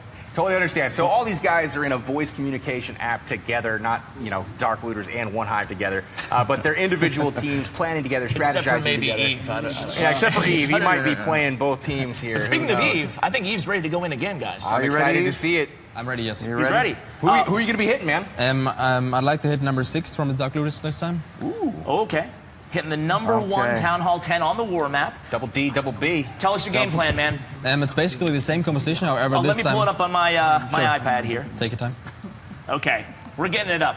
It's basically the same composition since the air defenses are on one side as well. However, this time it's going to be a bit different deployment from the loons because, as you can see, those Inferno towers are going to be hard to reach with my loons. So I'm going to actually delay 3 loons on each side on those mortars. On the mortars. Yeah, exactly, on the mortars. So they hopefully path to the Infernos and hopefully... Are you also going to save a haste spell for that area? Yeah, I have 5 haste spells in total, 3 at the beginning and 1 for each Inferno tower. Makes sense. Very good plan, my friend. You can see on those bases, or on the base, the sweepers in the core are actually going to try to lure the loons away That's from what I was just going to mention. Yeah, exactly. Yeah. You have 1 free spell for the sweeper, for the lowest sweeper. I'm hopefully going to not miss the Inferno and the sweeper, so that would be ideal. Well, best of luck, man. Thanks. See that right there, what he's talking about with dropping that freeze spell, trying to catch the radius of that freeze spell perfectly so that you're going to catch a sweeper and an Inferno tower at the same time. Again, like you were talking about earlier, Powerbang, value. You've got to get maximum value out of these freeze spells, freezing as many structures as possible. Sounds good. So Eve has just gone in. We've got both heroes down on the field right now. And it looks like the King is going to be going up the left side, taking it towards the Town Hall. Ability already used. He goes down pretty quickly. Queen ability used as well. And now the loons coming in from the top right. A line of loons going in. And as you can see, he's only saved 3 balloons right now. He's kind of going to be running short on that upper left side, maybe running into problems with that Inferno. We'll have to wait and see. Grand Warden goes with the bottom group. So looking good on the bottom side. The top side maybe looking a little bit thin. There you see the loons go to the core from the top side. Where are they going to go next? We've got 3 that go to the left, and 1 of them goes to the Inferno. Will he get it? Will it be enough? We've got air skellies on him. Heal on that last Loon Inferno goes tower. down, and unfortunately, it is at low health. The Queen is alive. The Queen looks to be taken care of here by the lava pups, but it all comes down to that upper Inferno tower. Look at the lava hound going to town on this Lava Inferno. hound's going to break it when it is down. Man. Huge pop there, and again, Eve's Warden is hanging back with the minions and the pups doing that last God knows wizard what. tower. So, that last wizard tower just annihilated every balloon on the left-hand side of the screen. I'll tell you what, guys, it's the curse of the Warden for Eve here. It's again. a huge He's got a good army shot, of though. lava pups, though. There's only 4 defenses left, and the Warden outranges 2 of them. So the Archer towers are going to be the key here. If the pups can stay out of the range of the wizard tower long enough to take out the point defense, we have a shot here. Plenty of time here. Now the It's gonna Warden be is going to close. target whatever the pups nearest him target, and it looks like they're targeting finally the cannon. Can the Warden stay alive here? Watch for when they get within range of this and the Wizard no. Tower. No, that's going to be Warden disaster. down. Here comes the Wizard Tower, and they're getting The picked worst off part about so this is quickly. he's not going to get the Town Hall, and that's going to Yeah. end up costing him potentially if they don't end up 3-starring this base later on. This attack will not be useful because a 1-star will have to be wiped clear by an eventual 2-star, if not a 3, later on in the war. Nice try, Eve. We'll touch base with Eve in a second, but we do have another live attack, as we're probably going to have a ton of them coming down the final stretch here. This one by Pero One Hive. I have it up on my device right now, and it looks like another 10v10 Yep, on this is a 10v11. Exactly. So reaching up here, coming in. This is. What was that? We got all sorts of attacks. We had another live. Oh, we have another live. No, we've got multiple. Let's stick with Pero for right now. We're going to cut to the result of another DM, aka the hands attack, after this attack right now. But Pero from One Hive goes into this base, trying to get the last Town Hall 11 double taken care of. Pushing to the Town Hall. Can he get it? The King of Low Life, he goes down.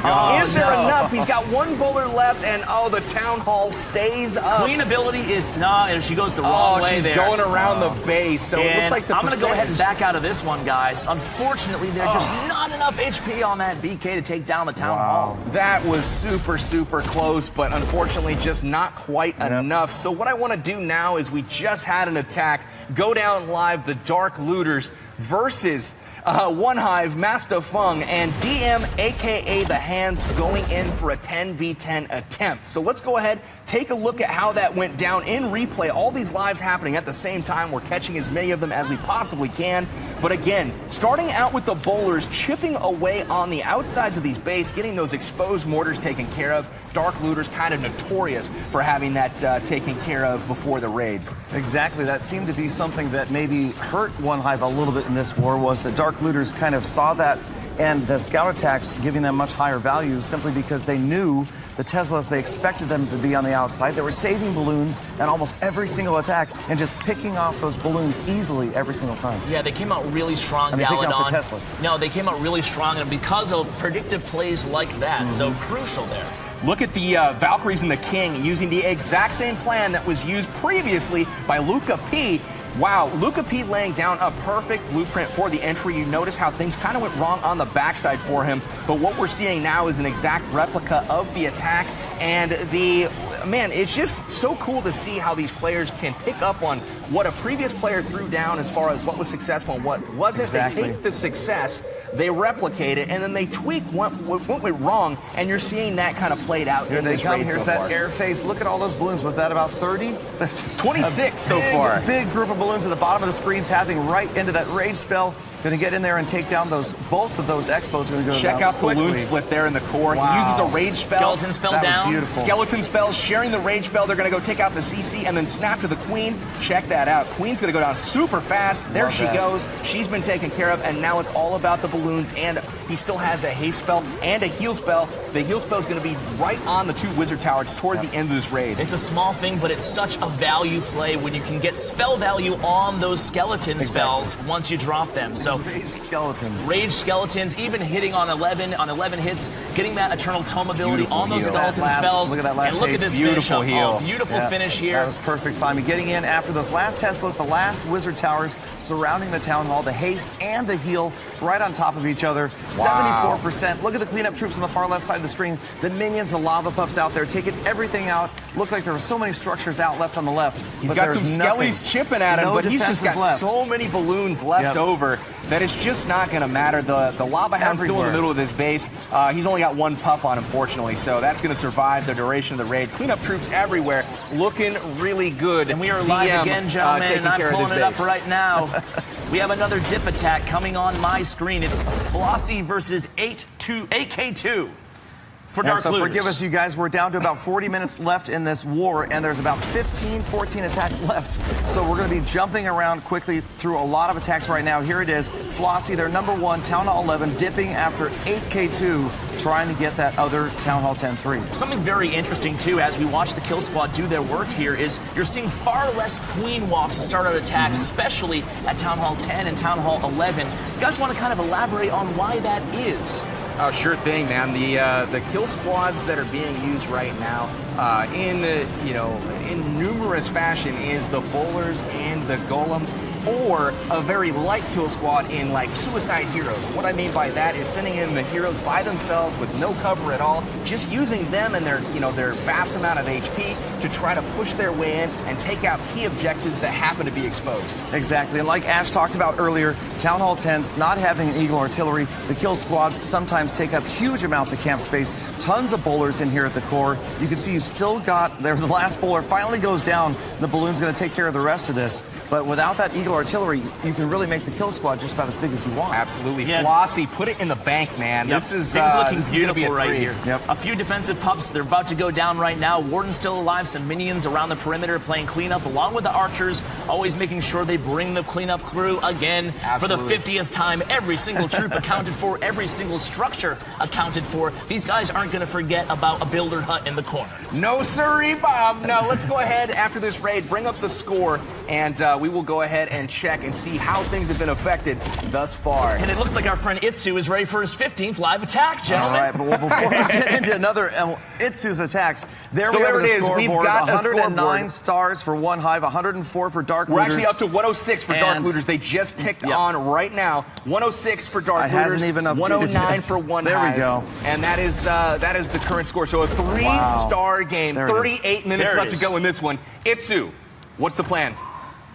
I will most likely try to get as much value with my right and back and with Laloon the backside. On which base? On number 12. On number 12. ASAP Aussie. Yep. 14 attacks remain. 38 minutes left in this war, you guys. We are going to be having our heads spinning here in a few minutes. All right, here we go. And remember, this is Julius going in here, but it is Itsu on his second account here. That's right. We're taking a quick Aussie, who's coincidentally not from Australia. A little factoid for you. Taking a quick look at the base, you can see kind of what Itsu was talking about. He's got a whole bunch of, looks like the wizard towers down here clumped up on the bottom left. That could be a problem if they're not dealt with, as well as we've got the air defenses up. All like we talked about this a little bit earlier, Ash, with them all being kind of on one side of the base. This is a very good example of that, that offset, style that we're seeing.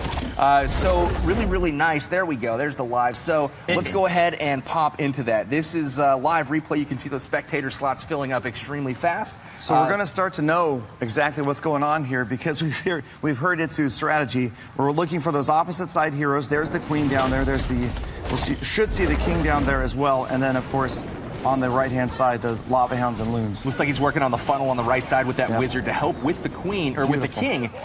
So there he is going down on the right side. You can see he's going to path left to the gold mine here. And it looks like we do have actually the incorrect replay on the screen right now, but basically to fill you guys in, things are looking pretty good here for Julius attacking ASAP Aussie right now. No, actually, we're watching Towson Pro live right now. Oh, I'm watching Julius live right now. No, we're actually watching. So here we go. We've got it right here on the iPad. And mine. We've got it all over the place. Guys. Oh man. Don't mind me, guys. But we have Julius live here. It's 10 on 10 so we had here. two live attacks at the same time. We did have two live attacks at the same time. Okay. These things are apt to happen when we do have all these attacks at the very end. I'm so confused. We've got a million things going on right now at once. There we go. Perfect. So we are back. Let's go ahead, zoom in on my iPad right now. Towson Pro in on ASAP Aussie. There we go. We're here, and we've got the balloons coming into the center, taking everything out. Inferno Tower is one of the last buildings going down on this base. Towson Pro, man, this is going to be close, guys. I don't think he's got it. That Inferno Tower is doing some work, and he's got a lot of troops left up, a lot of skellies. But unfortunately, 4 balloons, and they've got to get in to take out that Inferno Tower, and it is near full health. That Inferno and the Expo there set to ground and air, making all the difference. It's also Archer Tower. Lots of stuff left, unfortunately. Good effort, though. And he's got, 4 attacks we're seeing from him today? Yeah, he has 2 more attacks to pull through for the 3-star there, but I'm actually in another live attack, gentlemen. Oh my gosh! And it looks like this one is going to be converted. It is a dip attack by Bastion G from One Hive number 17. And things are just finishing up here. We can actually watch the replay if we want to, but it is another Bowler Witch attack, such a proven strategy, solid, and it is going to pick up the 3-star. Wow. And I think we need to catch up here where things stand, because a lot's going on. I'm like out of breath right now. There's so much happening all at once. We've got 35 minutes left in this war. Let's take a deep breath. Take a step back. Okay. And it looks like I see right now, One Hive 109, Dark Looters 108. Yeah, let's take a look. Really let's take a look on the war map. If we can switch to my iPad for a second here, because what I want to do is kind of analyze what we have left for Town Hall 10s that need to be 3-starred for both teams, and how many, if any, Town Hall 11 3-star attempts we can be expected seeing down the final stretch here. Absolutely, let's do it. So I'm going to look on Dark Looter. Here we go. I'm going to look on Dark Looter's side of the map first, and you can see 1, 2, 3, 4, and 5. 5 Town Hall 10s left to clear for one Hive, and they have 5 attacks left. So we said that at the same time. And now let's look at one Hive's attacks. They have 5 attacks left, and 4 of those 5 attacks can be used by Town Hall 11 attackers. The 5th will be by ASAP Aussie. Now let's look at the other side of the map. Well, if you take a look at Dark Looter's side, they do have an 11 that's only been 1 start. Towson Pro has only been 1 start as to this point, and that was a problem we saw earlier with One Hive struggling a little bit to 2-star all those 11s. There's ASAP Aussie live now. We've got live attack going by in. ASAP Aussie. Okay. So I was looking at Dark Looter's side of the map, though. They actually have 7 attacks to clear those. Right. Perfect. So we have... confusion is real. Yeah. Looks like the wizard here from the bottom left now, starting on the army camp and the elixir storage. Great job on the funnel, outside of harm's way, again with the archers on the right. We've seen this attack, you know, the beginning of this before. Look at the adjustment there. The queen starting a little bit further to the left. He wants her to go grab this air defense right here before she continues on the walk. She's got to take care of the mortar, and then hopefully it is closer than the gold mine. Again, going to the wrong direction here. She steps up to the wall. Here's the moment of truth, guys. We saw this earlier, though. We saw her go right here instead of left. This is the moment of truth. She picks it up. Okay, there it is. Atoma's breathing a sigh of relief over there. The rage spell goes down, keeping the queen up. That is exactly what he wanted to happen. Just get that AD and then continue off to the right, because she should be able to go grab that next air defense that's to the left of the town hall. Using the solo hog to trigger the clan castle, get that lava hound lured out to the side before we start the air portion. Slow on the poisons. This could be trouble for his queen. The balloon is already on top of his queen. Will it get a bomb drop off? The wizard dropped in behind to help out. There's the bomb drop. Takes the queen down to about half health. Look at those healers. But she is going to survive. That wizard helping out there. Healers working hard. Here comes a minion to help out, take out the lava pups. Healers should survive this onslaught, and in come the wall breakers. And the queen should be headed off after that AD once she finishes. She reverses course there potentially? Oh, man, that lava pup nearly lured her off course. She's got the king to deal with now, though. She's still got her ability. That king's going to smash her. Might have to use it right here. Oh, it's going to be close. Oh, just barely got it in. There's the ability. Unfortunately, the Expo set to air, locking onto that Archer Queen, but she'll be at full health at least. And now the Barbarian King can at least tank, get a little bit more value, hopefully take out one of these Inferno Towers. All right, here's the second part of the raid that went wrong before was this Inferno Tower. The king getting in a little bit late, had about half his health depleted. Now, can the bowlers get to the bombs and trigger them? Oh, man. She's not quite going to get it, but we do have a queen. We have a queen still alive, and she is going to be going left or right here. Let's see this direction. She went left. She went left. Man. A solo healer. It's not going to be enough to battle against the damage output from that Inferno Tower. Unfortunately, can't be healed under the Inferno Queen. That extra stutter step may have cost her. Oh, my goodness. So here comes the balloons wasted there, and... Just tricky pathing there in the core of that base, you know. Sometimes the Queen's AI, we all know her to be a fickle woman, that Queen, you know. That's right. She's proving it here against this base. This is looking really good. The only question right now is he's going to have enough health on his balloons going through this last Inferno Tower to outlast the Inferno as well as the Wizard Tower in this last part of the base. You'll notice Aussie has no spells left whatsoever, so there's not a rage left to enrage these balloons or hasten them closer and faster to that Inferno Tower. That's with those skelly spells up and the air defense not taken care of, it's going to fall a little bit short in this base. 5 seconds left. This base for Julia is holding up very, very well. That's several attacks in on this base, and it looks like we've got another one potentially going. I can't get in. All right, we're getting in. Knackerbrod? Knackerbrod. Are you in? We've already got 1 3-star in the book by Knackerbrod earlier today. I got it here. We're entering here again. King and the Queen from 9 o'clock here. It's a 10 on 10 again. This is really a crucial attack here for Dark Looters. if they can pull this off, it will put them in a really nice position to end off this war here. Absolutely. Again, coming in with the heroes here around 9 o'clock, a relatively fast hero portion, but both of the heroes are now alive and just goes down there. I thought the queen might be able to stay safe, but the enemy queen, again, just barely hanging on to life there at about 10 HP. And here comes the La Lune portion of the attack here. One hound, though, already down, so it's going to be more of a grouped-up balloon attack all coming in, starting off from around 6 o'clock. That's right. Looks like the wall breakers didn't quite go as planned. Wall breakers have been used, but I see your walls broken. So 3 air defenses still alive. The first 2 go down really quickly to the balloons, and now he's going to try to get through this sketchy last section of the base. It's going to be really tricky here. We talked a little bit about the base design aspect earlier, and you see all these wizard towers in addition to skellies and all of this on the right side of the base. There you see more skellies coming out, locking onto those balloons, and as they exit the spells here, they're going to get chipped away at and fall a little bit short.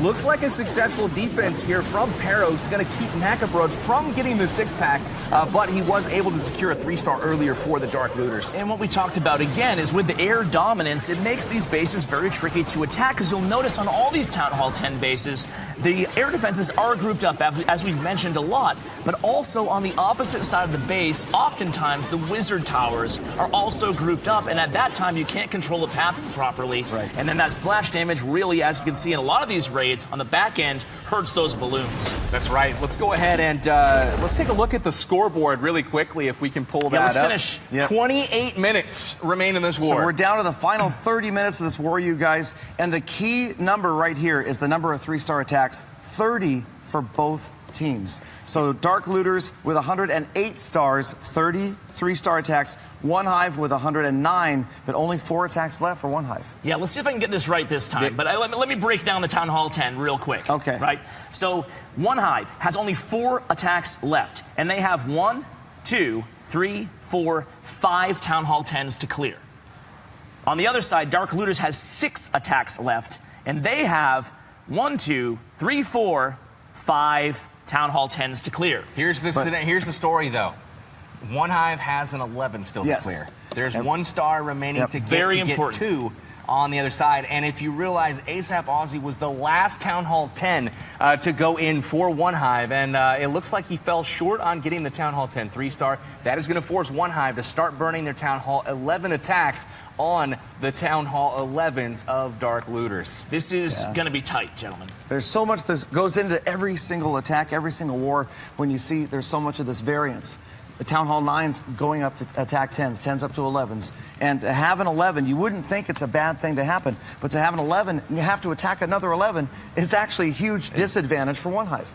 Exactly. It's not so much that hitting the 11 is super difficult. I mean, it is hard, don't get me wrong. It's the fact that they're not able to hit the 10, which is so much easier than hitting the 11. So it looks like the guys are in serious planning mode. We've got 26 minutes left in war, and if you count the number of attacks remaining, we've got 10 attacks left total in this war with only 26 minutes to go. That means as soon as we start seeing some live attacks start flowing, we are going to be fast and furious for the remainder of this one. And when you talk about war strategy, it's really, really crucial that you look at the breakdown of town halls on the roster, and that's what's really going to dictate. Like in my clan, we war with a very strange matchup, or a very strange arrangement of mostly all Town Hall 11s and Town Hall 9s. So we don't see the same strategy being used. In these wars, that's why it's so crucial, the number of Town Hall 10s that have been 3-star, because at the end of the day, that really tells the story of who's going to come out on top. Exactly. A little tidbit on that. The war matchup, the ratios were kind of determined so that the number of Town Hall 11s, you realize there's going to be double the amount of attacks, as each clan member has 2 attacks to use. 10 total Town Hall 11 attacks, that will not cover all of the Town Hall 10s on the other clan, as there are 14 of them. So that forces the clans to go ahead and actually get those Town Hall 10 3-stars secured, and if they don't, there's going to be a lot of open bases left on the board that they're not able to go ahead and get. So all right, looks like we've got another live attack just starting right now. We have Fabian attacking Para One Hive. Fabian number 9, and Para 1 also number 9, so a couple of Town Hall 10s. That's right, we've got a baby dragon in from the top left, working on the funnel. Giant able to tank for her while she does a little bit of funneling up there. I'm going to attribute the female gender to that baby dragon. I don't know why, but that's what's going to happen. So the I love the use of just one single baby dragon like that, using that enraged ability that it has to help funnel and make sure that the heroes are going in the right path. There the wall breakers getting in, trying to make sure that the heroes get into real both quick. ADs. See how the heroes are coming into the bottom left side of this base. The entry failed with the wall breakers, but the idea was to get 2 air defenses for only the cost of his heroes and 1 baby dragon. No spells used. That was the intention. It looks like that fell a little bit short, so this could be a little bit of an uphill climb, as this air defense right there was intended to be gone.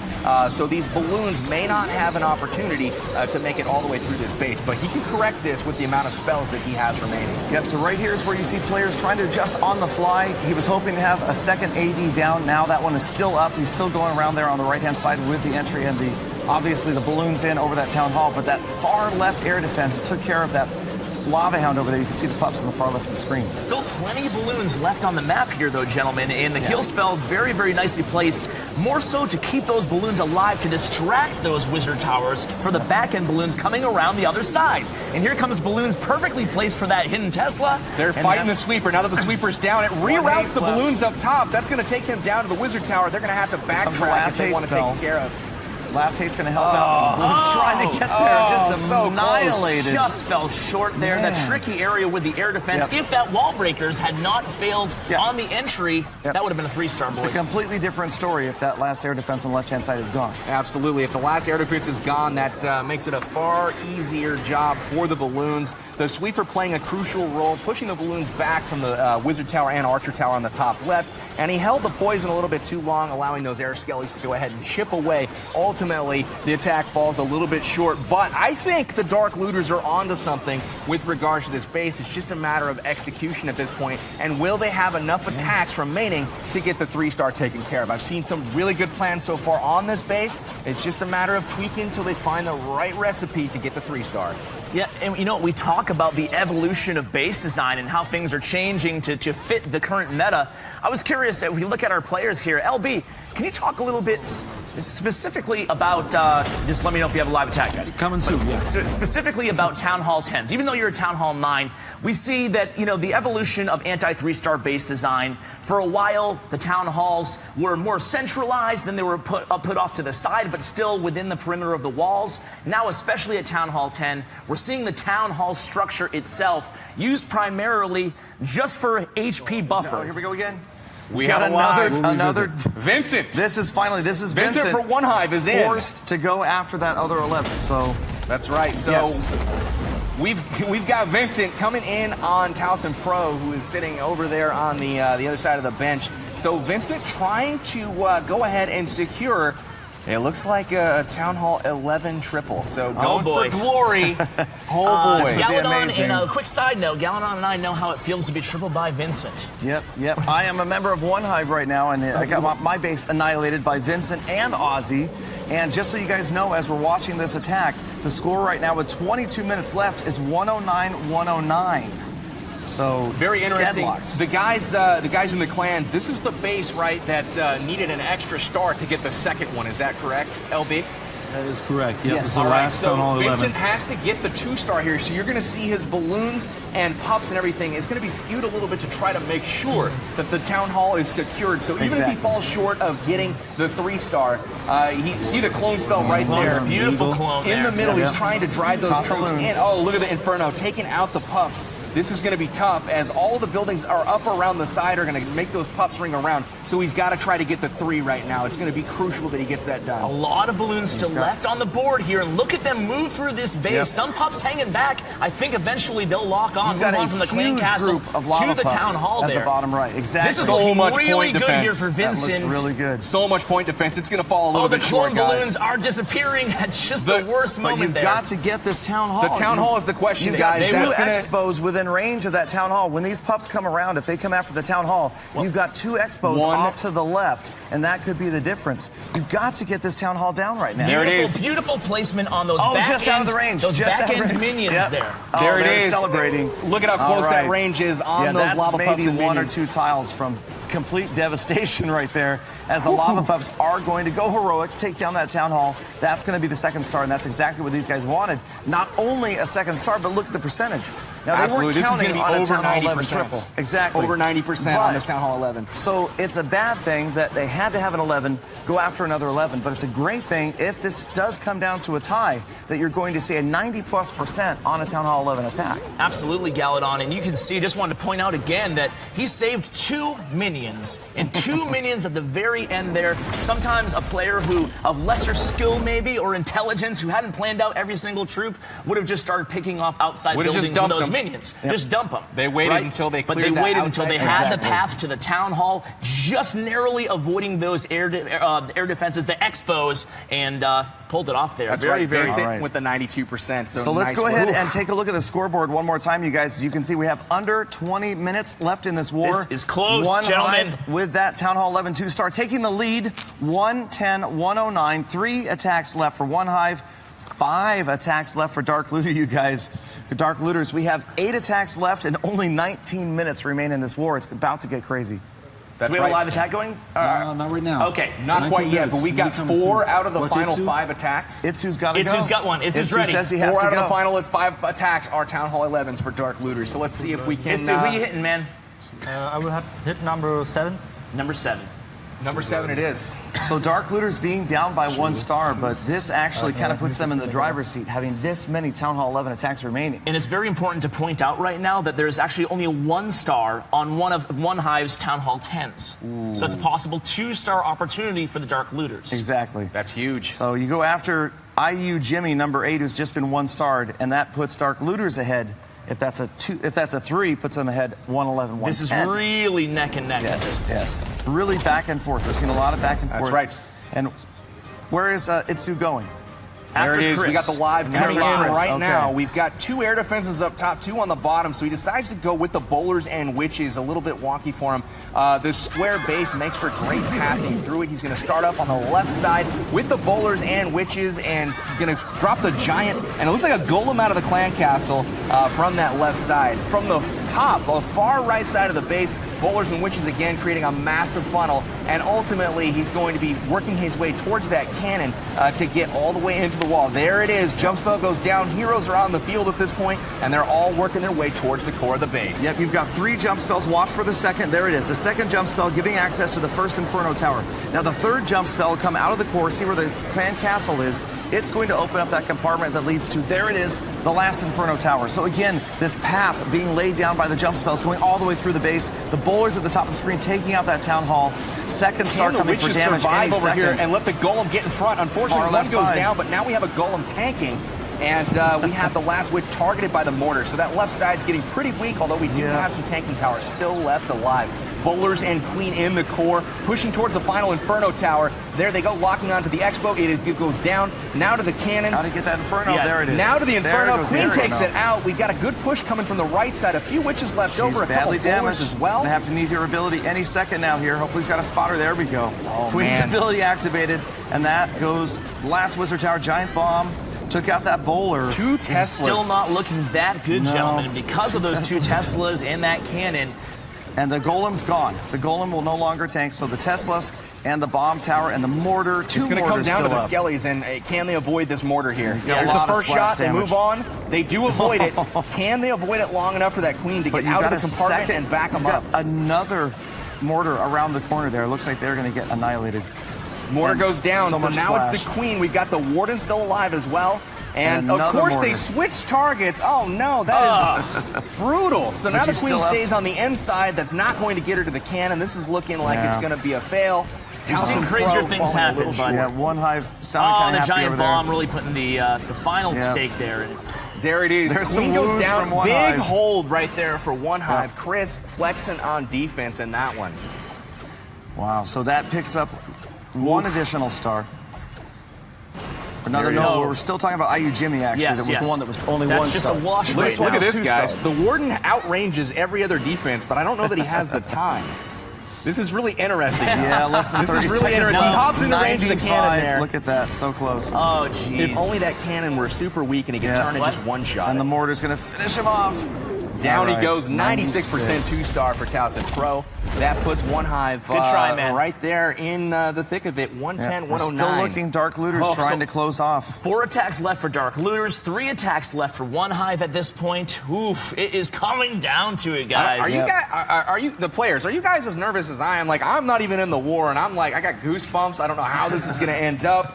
Oh man, how are you feeling, LB? Yeah, it's amazing, dude. I just love the drama at the end of big wars like this. It's so fun. There's nothing like it in Clash of Clans. That's for great sure. to see. Bronx, how you feeling down there? Yeah, pretty nervous. Honestly, what do both sides think of their chances at this point? Yeah, it's 100%. 100%, LB says. LB says 100. Bronx?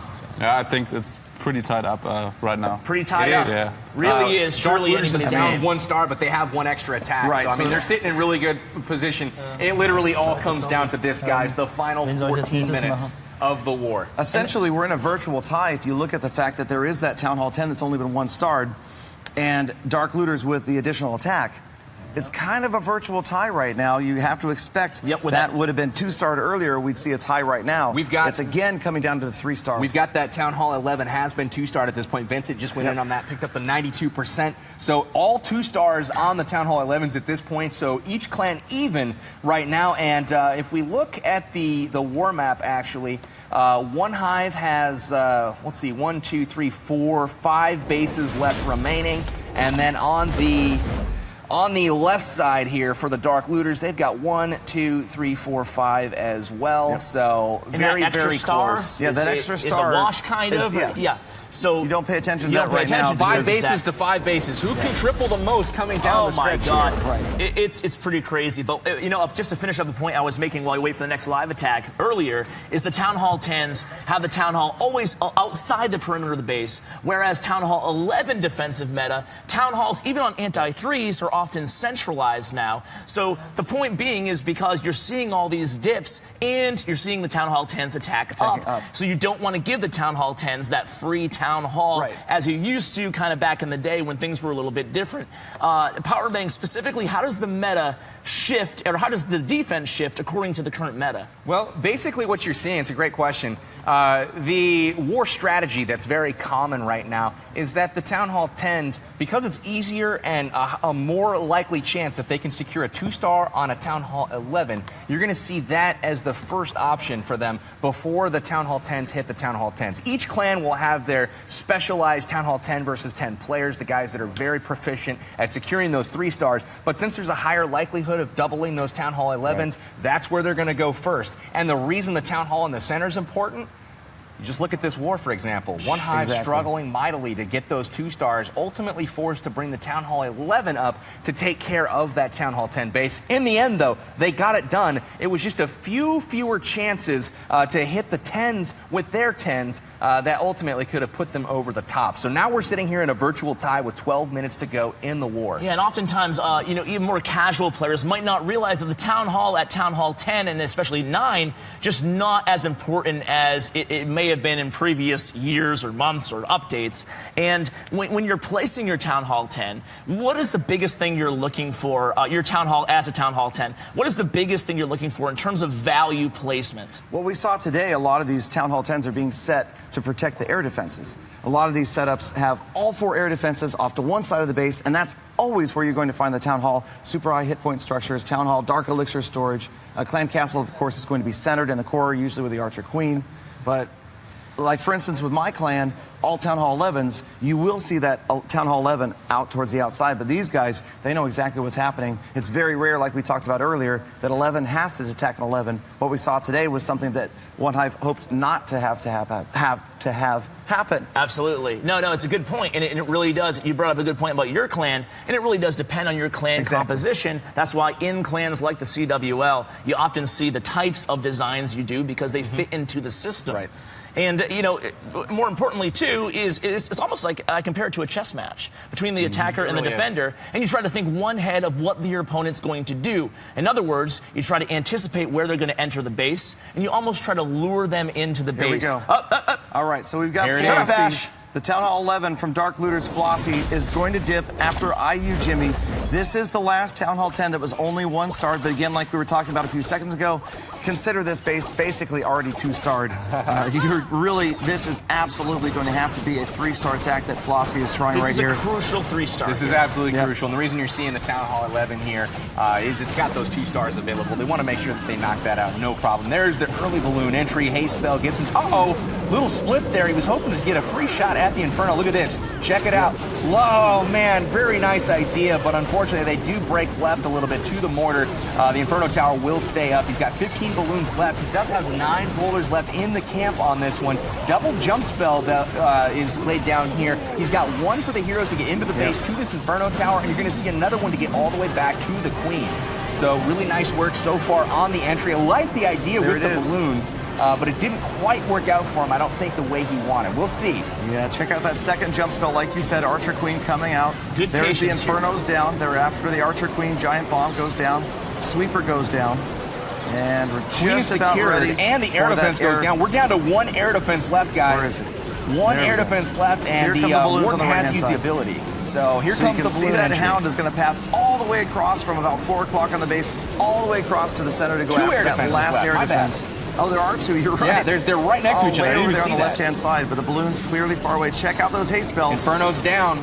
A beautifully timed free spell there, giving the balloons beautiful. Just enough time to get to that Inferno Tower. The Lava Hound is still alive on that last air defense. Lava Pup's coming to the rescue, really chipping good away at right those here. skelly spells. And it looks like he's going to pull it off here. 1 lone wizard out there clearing structures along with a couple of minions at the bottom at the right-hand side of this base. Again, every unit planned out and every structure. That's it for defenses. Holy cow. That's it. That's going to be the minute three. left. He's going to get the cleanup, no problem. And this King will Tim, give... let's go to you, my friend. Tell me what you're thinking about your teammate Flossie here as he cleans up the rest of this base. I think Flossie is one of our best attackers on Town 11, if not one of the best in the whole CWL. And we were very happy that we got him. That's awesome. He was a mid-season transfer from Spartan's Legacy, is that correct? Very nice. So beefing up the roster, that's something that Dark Looters had the pleasure of doing all season long as they continue to go undefeated. Their popularity continued to rise. So nice work picking up the 3-star there. Flossie taking out Jimmy. And 8 minutes left, you guys. 8 minutes left in this war. Dark Looters with that attack, pulling ahead 111 now, 110. Both clans with just 3 attacks left. Yeah, and Itsu is one of those guys with an attack left. Itsu, what are you thinking, man? Yeah, I'm just figuring out the last part of the attack, and then I will go in. Okay, great. No pressure. That's awesome. Let's go ahead and take a look at the war stats right now. We've got the Dark Looters and One Hive stats on the screen. Both clans using the exact same amount of attacks, 77 apiece, each having 3 remaining. Dark Looters holding a 1-star edge right now, and check out the percentage, guys. We have a live, guys. We have a live. 93.75. Backing out right now. We'll go straight to the live. We got Erotic going in on Julius. Erotic going in on Julius. Let's kick it over to Ash. You're in the raid live. I am in it right now. Is before that last 3-star, Dark Looters was already ahead by percentage.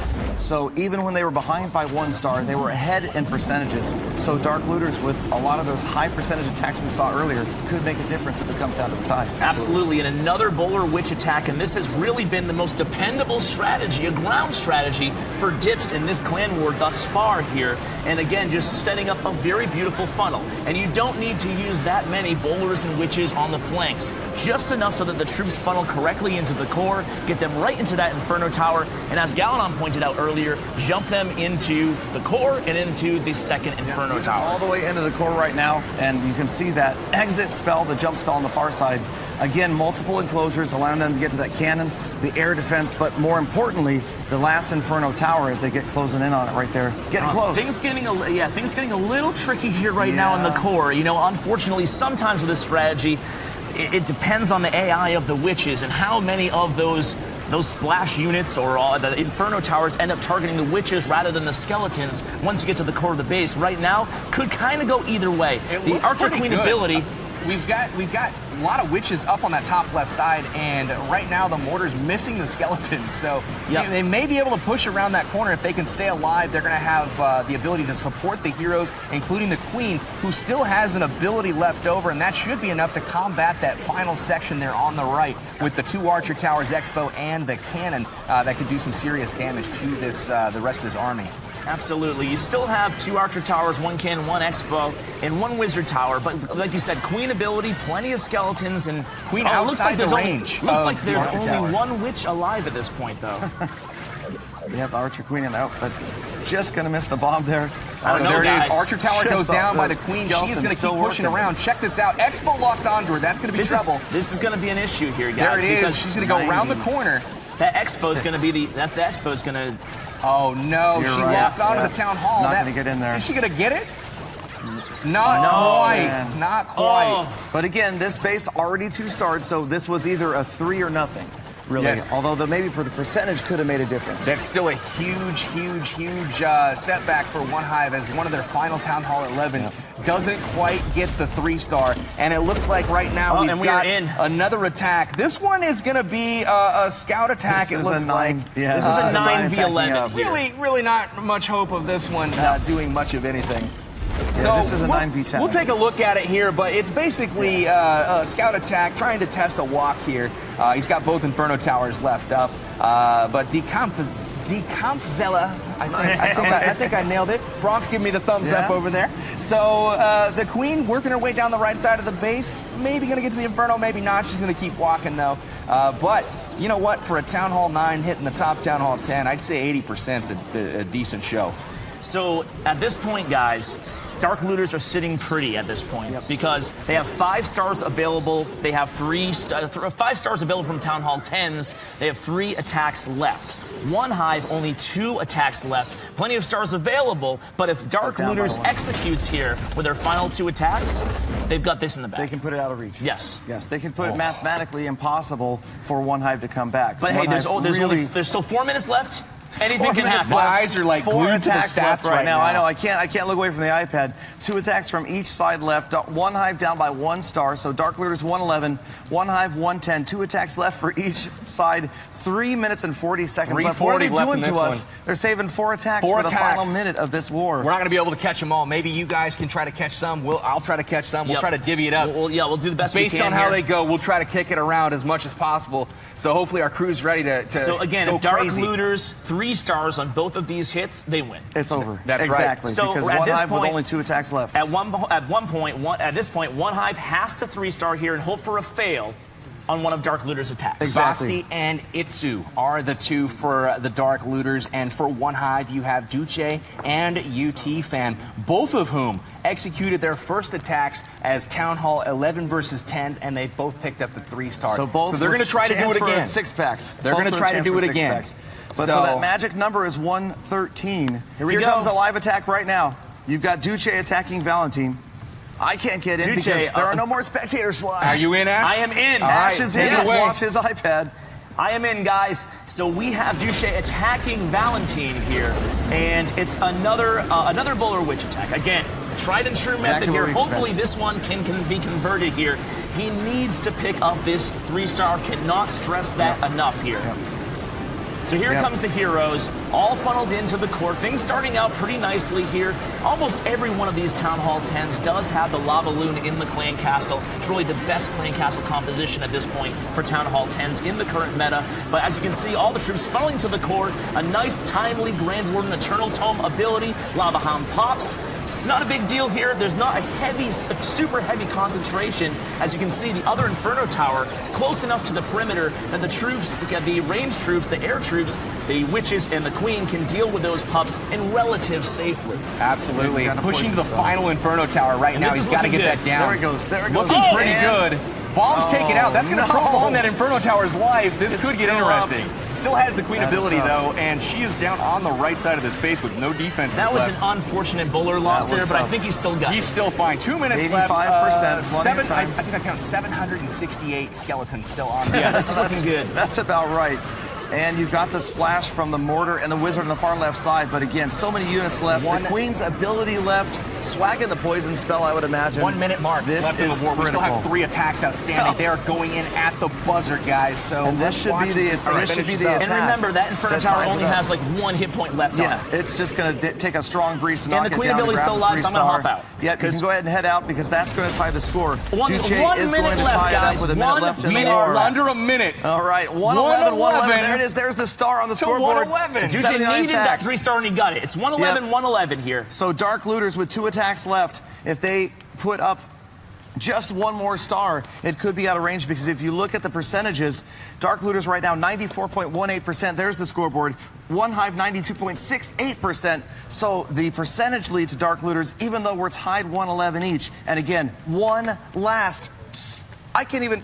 Deal with how critical this attack is. 25 seconds left. Here we go. UT fan after Knockerbrod. UT fan again needs this. At this point, it's Dark Looters to lose. You guys, all right. You guys stay out, and look at We've got Basti number 2, side. Town Hall 11 dropping, going after Queen Kia. So we've got a couple of attacks on at the same time right live here. for Ash. UT fan is live for you. That's what you're seeing on screen right now. One Hive has to execute this attack. We've got the golems coming down from the bottom right. Bowlers and Witches pushing to make the funnel. He still has 8 bowlers left. You're going to see those start to be deployed in the middle of the base. He's got 2 jump spells cooked. He's got a couple of rages that are going to come down as well. He secured the Town Hall on the backside early with the wizard and the minion there. Here's the heal spell. Laloon comes out of the clan castle. This is super interesting. Springtrap outside the base taking care of some bowlers there. But the queen into the base. Where is the king right now? There he is, pushing all the way into the core. The jump spell gets him all the way into the center. There's that last jump spell to get to the backside of the base. This is looking decent right now. PB, let me just cut in here. We have the Bowler Witch attack by Itsu. If he pulls this off, they secure the victory here. So he's looking pretty good. Just got to the core right now. Just put down a rage spell. Things could go either way. Go back to yours. Very good. Basti is also teching Queen Kia at the same time. The war is technically ended. If you look up the scoreboard, it's 0 seconds left. Still 111 have each. all the attacks live right now. We're keyed in on UT fan. Itsu's looking really strong. Let's go switch to Itsu right now and see how that ends up. This is looking pretty good. Itsu's going to pull this off, guys. Itsu's going to pull this off live right down there. And this is going to be the war, guys. He's at 96%. Queen ability is no way. Itsu getting it done. Look at him go. Look at him go. Oh, they're celebrating over there. Critical. We can't even see what Basti's doing right here. That is going to do it, guys. Guys, that 3-star. Dark but again, Looters. Percentages. Dark Looters just capped off that was it. The inaugural CWL season with an undefeated season. Undefeated. Not a single Do not show blemish. the chat. That was wow, amazing. Unbelievable, guys. Congratulations, Dark Looters. I've got to give serious shout out to One Hive, though. You guys put a tremendous effort forth this war. This was an incredible finish down to the last second. The attacks are still wrapping up. I'm going to wait until I see the final score so I can announce that. There it is, another star for One Hive to bring it to 112, 112. Unfortunately, the percentage falls about 1% short, while we still have Basti on the field as well, trying to finish up his attack. Basti is wrapping up a 3, so this actually will not end up tied. It looks like we've got, we've got time left. It looks like 97%. We're not looking at the attack right now. Pretty much the war was already decided by percentage, but Basti right here is going to grab a 3-star to end this war right here, and that's going to give Dark Looters the win by 1 star. 113, 112. Wow. That is an incredible finish. Congrats, so much guys. more action than really any of us anticipated. Oh my God. Wow, we had some replays to show from earlier, but it was just fast and furious. This whole stream, you guys absolutely killed it, both clans. We did not have time to even see most of those replays. That is it, you guys. Dark Looters have won this thing, 113, 112. All right. So the war is over. Congratulations, Dark Looters. And again, you guys, this was the first season of Champions War League. We saw 32 clans face off. We were 17 weeks of action. 218 clan wars went down, and the Dark Looters never lost a single war. Obviously, these guys are going to be the favorites to come out charging in Season 2 with over 2,300 applicants for Season 2. It's going to be a crazy season. Hope you guys follow this more closely as more people find out about the Champions War League. Again, congratulations to both clans. Amazing effort from One Hive. Incredible from Dark Looters. It is time to present the P.E.K.K.A trophies. Let's go down to the floor to Powerbang and Clash with Ash.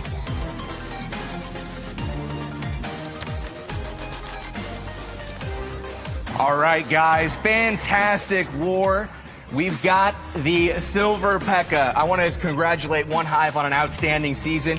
You guys are going to finish up with a 12-4 record, finishing second place out of 32 teams in the first ever CWL season. I'm presenting you now with the silver P.E.K.K.A trophy.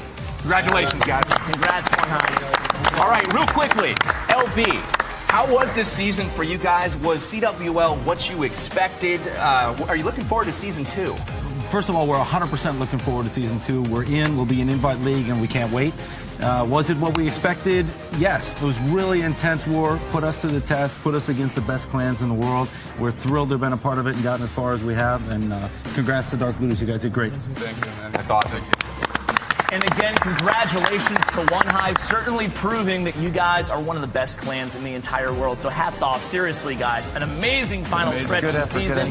And without further ado, the champs, the undefeated Dark Looters. You guys are the Dark Looters. Let me present you with the golden P.E.K.K.A limited edition. Congratulations, guys. Thank you. Woo! Thank you. Fantastic. Itsu, you were the MVP down the stretch with that final clutch 3-star attack. How do you feel, man? Well, I played 2 in the beginning, so it was kind of close in the end, so not that MVP-like, but yeah, in the end it was enough. You pulled it off? Hey, by 1 star, but a victory is a victory. Congratulations, guys. We'll see you, I'm sure, next year. Big shout out to all the clans at home, too, that are watching this. Thank you for all your participation in the CWL this season. And also to the Dark Looters who weren't here, as well as the One Hive guys who were not here. Fantastic war, fantastic season. Exactly. Remember, we had 37 members of each clan that wasn't able to make it here. We had 32 amazing clans participating, so many next year. Amazing. Thank you guys again, Dark Looters, for coming out. One Hive, thank you guys again for coming, everybody at home. And thank you, of course, to Clash with Ash, my gracious co-hosts, and Powerbang. Did this just happen? Until next time, you guys, we're going to wrap this up. But come back, watch us for Season 2 for more 3-star attacks and more cake. I just was delivered a cake. I don't know who... Eat it. It's delicious. I'm going to present this to all these guys. Congratulations, guys. Thank you. And awesome stream. Congrats, Dark Looters. Well done. Thank you. Thank you. Woo-hoo-hoo! Yeah. Good job, guys. Good job, guys. High five,